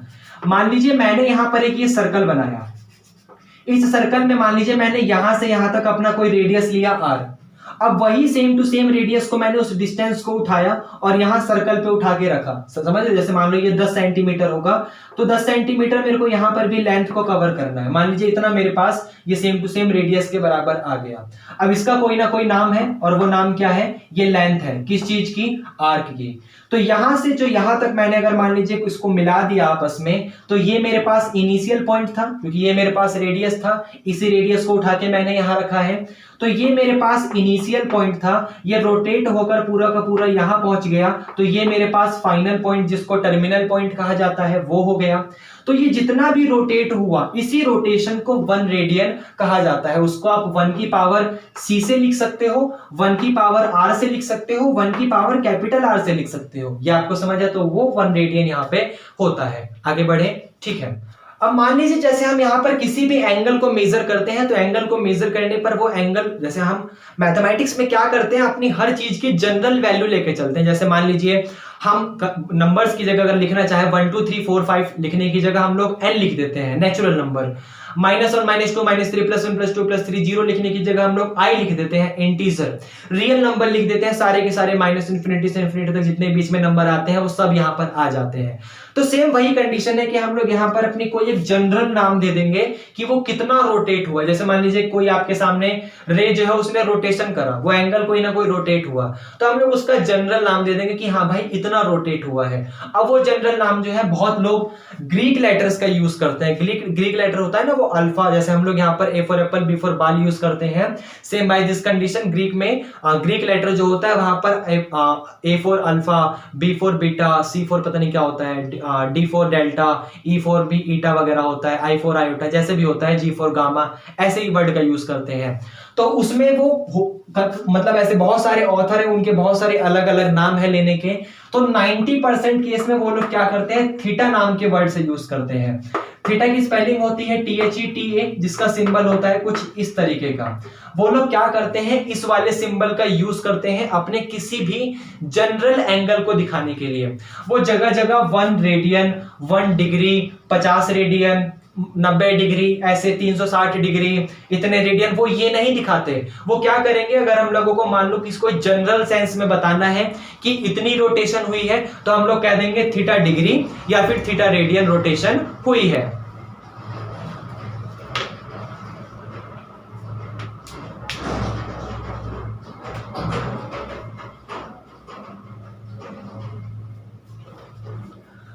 अब देखिए जैसे यहां पर मैं आपको ये बता रहा था कि थीटा डिग्री या फिर थीटा रेडियन जो भी रोटेशन आपके सामने हुई है, और मैंने बताया कि ये 1 डिग्री कब बन पाएगा, मतलब ये थीटा मेरा 1 कब बन पाएगा, जब मेरा ये रेडियस और ये मेरी लेंथ, जब मेरा ये रेडियस और ये मेरी लेंथ आपस में बराबर हो जाएगी। इसका मतलब रेडियस r और लेंथ जब भी मेरी आपस में बराबर हो गई, आप समझ रहे हो, जब भी रेडियस और लेंथ मेरी आपस में बराबर हो गई, तो ऐसी कंडीशन को 1 रेडियन कहा जाता है। ऐसी कंडीशन को 1 रेडियन कहा जाता है। मैं इसे रफ करूंगा इसको, ऐसी चीज को 1 रेडियन कहा जाता है। अब मान लीजिए आप इसको जनरल मेथड से दिखाना चाहेंगे, तो जनरल मेथड से कुछ इस तरीके से दिखाएंगे कि आपका r is equal to l है। अगर r से डिवाइड कर देंगे रेडियस से, तो आपके सामने 1 is equal to l upon r मिलेगा। ये आपको समझ आया?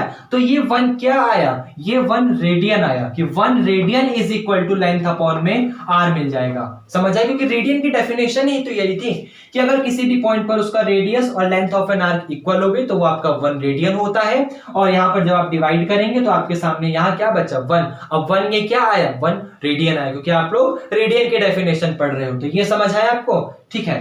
अब यहाँ पर समझने वाली बात ये आती है कि जैसे मान लीजिए आप यहाँ पर 1 की जगह थीटा नाम के वर्ड का भी यूज कर सकते हैं, क्योंकि मैं अभी आपको यही तो बता रहा था कि आप लोग जनरल में हम लोग क्या करते हैं, मान लीजिए जैसे कहीं पर 5 लिखना है, समझ रहे हो, उसके बाद हमको पता है कि यहाँ पर 7 आ जाएगा, तो हम लोग क्या करते हैं, नेचुरल नंबर n दिखा देते हैं, या फिर मैथमेटिक्स का फेवरेट अल्फाबेट x दिखा देते हैं। तो सेम वही तरीके से हम लोग यहाँ क्या करेंगे, 1 डिग्री की जगह थीटा भी लिख सकते हैं। और थीटा इज इक्वल टू अगर हमने l अपॉन r लिख दिया, तो l अपॉन r लिखने का मतलब ये जरूरी नहीं है कि हमारे सामने लेंथ और रेडियस बराबर आ जाएगी। अगर हमारे सामने लेंथ और रेडियस बराबर होती है तो थीटा 1 होगा, 1 होने का मतलब उसने 1 रेडियन दे दिया। लेकिन ऐसा तो जरूरी नहीं है कि हमारे सामने मान लीजिए लेंथ हमने यहां से लेकर यहां तक की ले ली और रेडियस हमने यहां से लेकर यहां तक की ली। अगर ये हमने 5 सेंटीमीटर ले लिया तो यहां से यहां तक हमारा ये पूरा का पूरा 15 सेंटीमीटर है, तो दोनों तो बराबर नहीं है। इसका मतलब लेंथ 15 सेंटीमीटर होगी, रेडियस 5 सेंटीमीटर होगा, कट के हमें 3 सेंटीमीटर दे देगा। 3 सेंटीमीटर सॉरी ये आपका जो यूनिट आएगा वो तो रेडियन में आएगा, क्योंकि हम लोग रेडियन पढ़ रहे हैं, तो कट के हमें 3 रेडियन दे देगा। इसका मतलब हम लोग ये कहेंगे कि अगर ये हमारा इनिशियल पॉइंट है तो और ये हमारा इनिशियल पॉइंट है और इस कर्व ने मूव करना स्टार्ट किया और वो यहां पर आके रुक गया। यहां पर रुकने के बाद हमारे पास ये जो भी एंगल बन रहा है उस एंगल को क्या कहा जाएगा, 3 रेडियन कहा जाएगा। ये आपको समझ आया, मैं दोबारा रिपीट करूंगा। आपके सामने लेंथ और रेडियस हमेशा बराबर हो ऐसा तो नहीं होगा, वो तो आपस में बराबर तभी होंगी जब आप 1 रेडियन बना रहे हो। अब अगर आपका लेंथ रेडियस बराबर होता है तभी 1 रेडियन होगा, लेकिन लेंथ ज्यादा हो सकती है, रेडियस कम हो सकती है, लेंथ कम हो सकती है, रेडियस ज्यादा हो सकता है, ऐसी भी तो पॉसिबिलिटीज है ना आपके सामने। मैथमेटिक्स पढ़ रहे हो तो यहाँ पर तो हर चीज की प्रोबेबिलिटी आती है। तो उसी वाली प्रोबेबिलिटी में हम लोगों ने क्या देखा कि आपके सामने हो सकता है कभी लेंथ ज्यादा हो, कभी रेडियस ज्यादा हो, कभी लेंथ कम हो, कभी रेडियस कम हो, कुछ भी हो सकता है। तो वो जो भी रेशियो आएगा उसको हम लोग क्या कहेंगे, थीटा रेडियन का रेशियो आया है। जैसे मान लीजिए लेंथ को रेडियन से डिवाइड करने के बाद हमारे पास 0.34 आया, तो ये 0.34 क्या है, ये 0.34 रेडियन है। ये समझ आया कि इनिशियल पॉइंट से आपका जो इनिशियल पॉइंट था उस इनिशियल पॉइंट से टर्मिनल पॉइंट के बीच में जितनी भी रोटेशन हुई वो 0.34 रेडियन की हुई। अगर यही काम हम डिग्री में करते तो वहां पर क्या लेते, हम लोग ये देखते कि उसको हमने 360 में यहां से यहां तक का कितना हिस्सा कवर करा है। जब हम लोगों ने 1 डिग्री निकाल लिया तो फिर हम लोगों को 1 डिग्री के हिसाब से इसको मापते। जैसे मान लीजिए यहां से यहां तक 5 डिग्री आपका कवर हो गया होता, 1 डिग्री यहां, फिर दूसरा डिग्री, फिर तीसरा डिग्री, फिर चौथा डिग्री, फिर 5वां डिग्री, तो हम लोग कह देते कि ये 5 डिग्री बन गया। जबकि रेडियन में आके हम लोग उसको क्या कह रहे हैं, ये 0.34 रेडियन बन गया। तो ऐसे कुछ भी हो सकता है आपके सामने, वो रेडियन में उसकी वैल्यू कुछ भी आ सकती है। तो यहां पर आप कंफ्यूज नहीं होइएगा। ये आपको समझ आया, आगे बढ़े, ठीक है। अब उसके बाद हमें आपको यहां पर यह समझाना है, जिस तरीके से हम लोग पीछे क्लॉकवाइज और एंटी क्लॉकवाइज की बात कर रहे थे, तो वही बात है कि मान लीजिए आप क्या करते हो यहां पे ये वाला, अगर आप अपनी जो रोटेशन है उसको एंटी क्लॉकवाइज लेके जाते हो, मान लो इधर की तरफ लेके जाते हो, तो आपको जो भी रिजल्ट मिलता है वो डिग्री में मिलेगा और वो डिग्री आपका रेडियन में मिलेगा और वो रेडियन आपका पॉजिटिव का रेडियन होगा। लेकिन मान लीजिए क्या करते हो, अगर आप इसी जो आपके सामने रे है वो रोटेशन आपकी इस तरफ होती है, मतलब क्लॉकवाइज डायरेक्शन में मूव करती है, तो ऐसी चीज में आपको जो भी रेडियन मिलेगा वो नेगेटिव मिलेगा। नेगेटिव मिलने से जैसे मान लीजिए मैं यहां समझा देता हूं, ये सर्कल था, ये आपके पास इनिशियल पॉइंट है, यहां से यहां तक की रोटेशन हुई, मान लीजिए आपने 2 डिग्री का रेडियन कवर करा, ये आपको समझ आया। और वहीं से यहां पे आपने इस तरीके से मूव करा और मूव करने के बाद आप मान लीजिए यहां पर आ गए, यहां पर, और यहां से यहां तक आपने 3 रेडियन को कवर करा। तो आप अगर 2 रेडियन लिख दोगे और सिर्फ 3 रेडियन लिख दोगे तो कंफ्यूजन होगी कि 3 रेडियन तो फिर इधर आता ना, आपने नीचे लिख दिया। तो उसी कंफ्यूजन को हटाने के लिए क्या करा है हम लोगों ने, प्लस और माइनस नाम के वर्ड का यूज करा है। अगर हमारे सामने जो रेडियन है वो प्लस की फॉर्म में लिखा हुआ है तो हम लोग उसको बड़ी आसानी से समझ जाएंगे कि हमारे सामने यहां पर अगर कोई भी रेडियन प्लस की फॉर्म में लिखा हुआ है तो वो एंटी क्लॉकवाइज डायरेक्शन में रोटेशन हो रही है। और अगर हमारे सामने कोई ये जो रेडियन है वो नेगेटिव में लिखा हुआ है तो हम लोग बड़ी आसानी से समझ जाएंगे कि हमारे सामने क्लॉकवाइज डायरेक्शन में रोटेशन हो रही है। सेम यही कंडीशन आपकी डिग्री में चलती है। डिग्री में अगर मान लीजिए कोई डिग्री जो है थीटा डिग्री वो प्लस में लिखा हुआ है, इसका मतलब आपकी रोटेशन एंटी क्लॉकवाइज हो रही है। और अगर कोई डिग्री जो है थीटा वो माइनस में लिखी है, इसका मतलब आप समझ जाइएगा आपकी जो रोटेशन है वो नेगेटिव डायरेक्शन में हो रही है। तो ये यहाँ पर 2 मीनिंग है और उम्मीद करते हैं आपको समझ आया होगा। आगे बढ़े, ठीक है। तो यहां पर ये नहीं बोलना कि आपको ये 2 डिग्री हो गया, यहां पर ये 3 डिग्री तो है लेकिन माइनस का 3 डिग्री। क्यों? क्योंकि इसने क्लॉकवाइज डायरेक्शन में रोटेशन कर दी और कोई भी चीज अगर क्लॉकवाइज की तरफ मूव करती है तो वहां पर नेगेटिव पॉइंट लिया जाता है। तो ये यहां पर रेडियन के ऊपर थोड़ा सा टॉपिक था। आगे बढ़े, ठीक है। अब देखिए हम लोग क्या देख रहे हैं कि किसी भी चीज को हम लोग किसी भी एंगल को मेजरमेंट अगर कर रहे हैं तो उसको मेजरमेंट हम लोग कभी डिग्री में कर रहे हैं, कभी रेडियन में कर रहे हैं। तो इसी चीज को समझने के लिए हमारे सामने एक अगला टॉपिक आता है जिसका नाम है relation between degree and radian. तो आइए उस वाले टॉपिक को स्टार्ट करते हैं। अगले टॉपिक का नाम है हमारा रिलेशन बिटवीन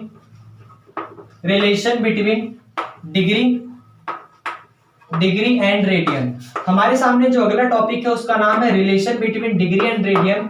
हम लोग यहां पर ये देखेंगे कि डिग्री और रेडियन के बीच में आपस में किस तरीके का रिलेशन होता है। तो देखिए अच्छा, रेडियन पढ़ाते वक्त हम आपको ये बता रहे थे कि जब जो भी रेडियन निकाल रहे हैं वो 1 यूनिट पे निकाल रहे हैं। मतलब आपके सामने कोई सर्कल है, उसकी रेडियस को हमने 1 यूनिट लिया है।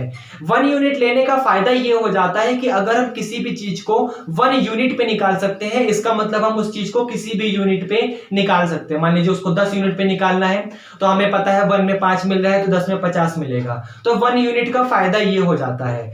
तो वही बात है कि हम यहाँ पर जिस सर्कल पे काम कर रहे हैं, मान लीजिए ये सर्कल है, तो सर्कल की रेडियस हम लोगों ने क्या ली थी, 1 यूनिट की ली थी। वो आपके सामने 1 सेंटीमीटर, 1 किलोमीटर, 1 मिलीमीटर कुछ भी हो सकता है।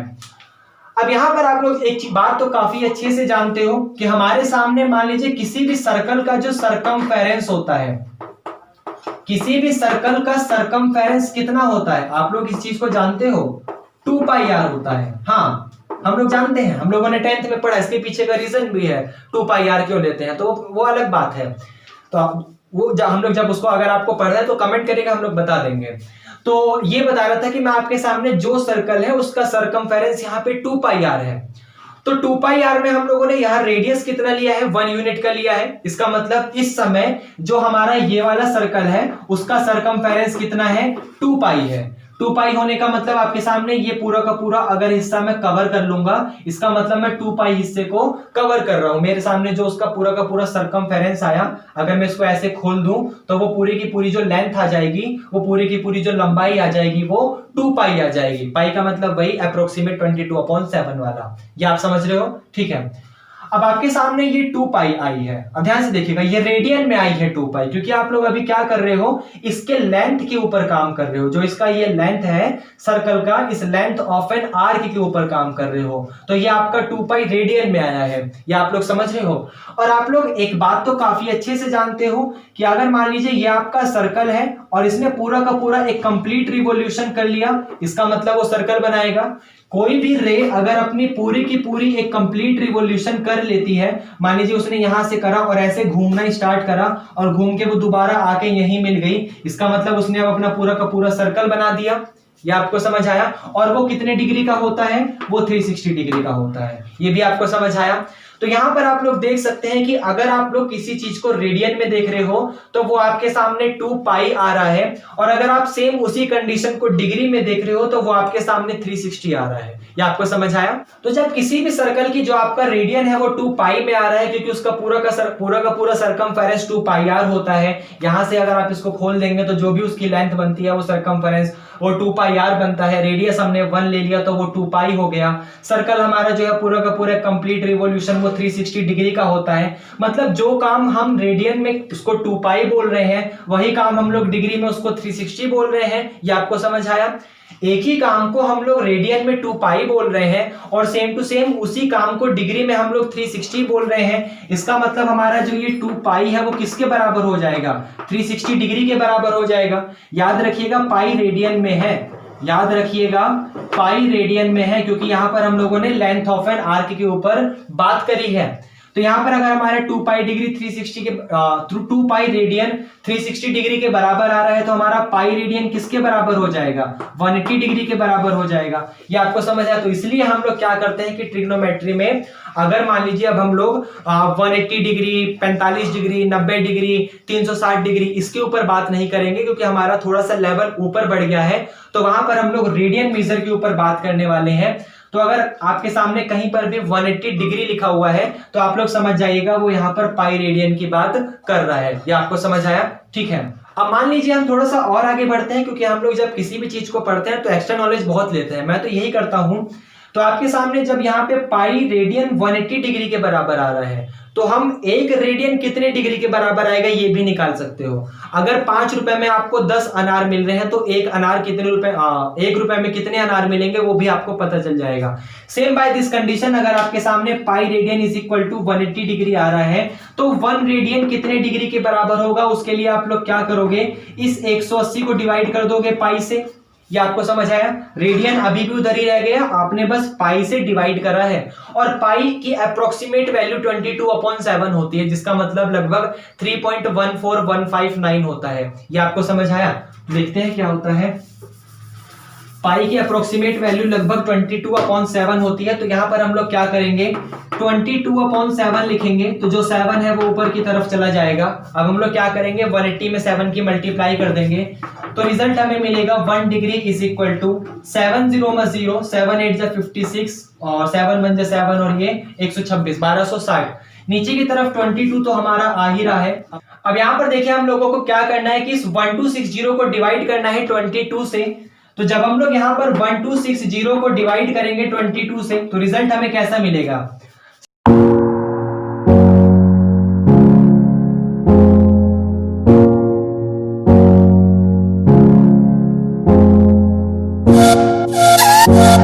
चला दिया 154। ये आपको समझ आया। तो हमारा आंसर कितना आ गया, 57.27। तो एक रेडियन इज इक्वल टू कितने डिग्री आ गया, 57.27 डिग्री के इक्वल आ गया। ये आपको समझ आया। अब ध्यान से देखिएगा, इसको हम लोग ऐसे लिख सकते हैं कि 1 radian is equal to 57 degree plus का 0.27 डिग्री, ऐसे लिख सकते हैं। अब यहां पर आपके सामने 57 डिग्री तो एग्जैक्ट आया कि आपको एग्जैक्ट 57 डिग्री पे जाना है, लेकिन ये जो पॉइंट की वैल्यू आ गई है, इस पॉइंट की वैल्यू को हटाने के लिए हम लोग क्या करेंगे कि इस डिग्री को भी ब्रेक कर देंगे। किसको कैसे ब्रेक करेंगे, जैसे मैंने आपको बताया था कि अगर हमें डिग्री और डिग्री में भी बहुत ज्यादा अंदर की तरफ जाना है तो हम लोग मिनट में ब्रेक करते हैं, और मिनट में भी बहुत ज्यादा अंदर की तरफ जाना है तो हम लोग उसको सेकंड में ब्रेक करते हैं। तो सबसे पहले हम लोग क्या करेंगे, इस 27 डिग्री को मिनट में ब्रेक करेंगे। तो हम लोग जानते हैं कि अगर हम लोग किसी भी 1 डिग्री को डिवाइड कर देंगे अलग अलग 60 हिस्सों में, तो हमारे सामने 1 मिनट आता है। इसका मतलब 1 डिग्री जो है वो 60 मिनट के बराबर होता है। ये आपको समझ आया। तो यहां पर आंसर आपका डिग्री है, आपको क्या करना है, इसे मिनट में बदलना है। तो क्या करना पड़ेगा, 60 से मल्टीप्लाई करनी पड़ेगी। तो आप 0.27 में 60 से मल्टीप्लाई कर दो,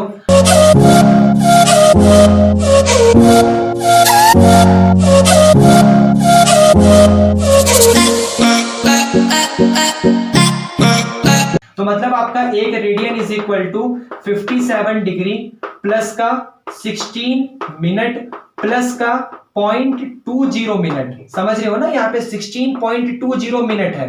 तो 16.20 मिनट को आप लोग लिख सकते हो 16 मिनट प्लस का 0.20 मिनट। अब फिर से मिनट आ गया, तो फिर से मिनट को हटाने में क्या करेंगे, हम लोग इसको सेकंड में बदल देंगे। हम लोग और ज्यादा करीब चले जाएंगे उसके एग्जैक्ट पोजीशन के। तो फिर से इसको सेकंड में बदलने के लिए आप लोग क्या करोगे, 60 से मल्टीप्लाई करोगे। तो 0.20 में 60 की मल्टीप्लाई करने पर शायद 12 मिलेगा, या जो भी आपको शायद ऐसा ही मिलेगा। तो आपके सामने 1 radian is equal to 57 degree plus का 16 मिनट और प्लस का एक बार करके देख लेते हैं। 0.20 की जब 60 से मल्टीप्लाई करोगे तो 60 0 में 0, 60 दूनी 120, 2 संख्या छोड़ के 12 मिलेगा। तो आपके सामने 12 सेकंड आ गया। अगर आप यहां से प्लस हटाओगे तो इसको लिख सकते हो 1 radian is equal to 57 degree 16 minute और 12 सेकंड। तो इतना अप्रोक्सीमेट होता है, 1 डिग्री में लगभग 57 डिग्री 16 मिनट और 12 सेकंड होते हैं। ये आपको समझ आया। अगर आप इसी चीज को ग्राफ पे समझना चाहते हो तो ऐसे समझोगे। अगर आप लोग मान लीजिए डी की मदद से, जो आपके सामने वो डी नहीं होता था, डी की मदद से आप लोग एंगल बनाते हो। अगर आपने उसकी मदद से एंगल मान लीजिए मैंने 57 डिग्री बनाया, तो 57 डिग्री लगभग मेरा यहां जाएगा। तो ये 57 डिग्री जो है, इसका नाम है 57 डिग्री। इसकी पूरी की पूरी एक रोटेशन 57 डिग्री की हो गई, यहां से यहां तक की, और यही 57 डिग्री मेरा 1 रेडियन के बराबर है। ये आपको समझ है। तो आप लोग का ये वाला टॉपिक यहाँ पे कंप्लीट होता है कि relation between degree and radian. तो आपका एक डिग्री में एक रेडियन में इतने डिग्री होते हैं। सेम बाय दिस कंडीशन आप लोग एक डिग्री निकाल सकते हो। तो डिग्री निकालने के लिए आप लोग क्या करोगे, ऐसे आपके सामने pi radian is equal to 180 degree था, आप लोग समझ रहे हो। तो डिग्री निकालने के लिए क्या करोगे, आप यहां पर पाई रेडियन को डिवाइड कर दोगे 180 से। ये आपको समझ आया। पाई का मतलब 22/7 लगभग अप्रोक्सीमेट अगर जाए हम लोग वैल्यू निकाल के, तो आप लोग यहां पर वैल्यू रखोगे, 180 से डिवाइड करोगे, तो जो भी आपका आंसर आएगा वो आपका 1 डिग्री इज इक्वल टू इतने रेडियन आ जाएगा। ये आपको समझ आया। तो यहीं से आपके सामने ये जो लिखा हुआ है pi radian is equal to 180 degree, यहां से एक रिलेशन बनता है। मैं इसे रफ करूंगा, कर दे, ठीक है।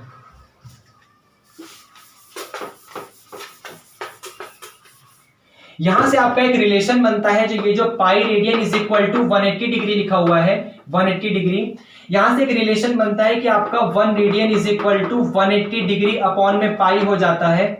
और यहीं से जो 1 डिग्री होता है, अगर आप 180 से डिवाइड करोगे तो वो पाई रेडियन अपॉन में 180 हो जाता है। तो यहां से कंडीशन समझने वाली ये आती है कि अगर आपको रेडियन को डिग्री में बदलना है तो 180 बाय पाई से मल्टीप्लाई कर दो, और अगर आपको डिग्री को रेडियन में बदलना है तो पाई बाय 180 से मल्टीप्लाई कर दो और आपका आंसर आ जाएगा।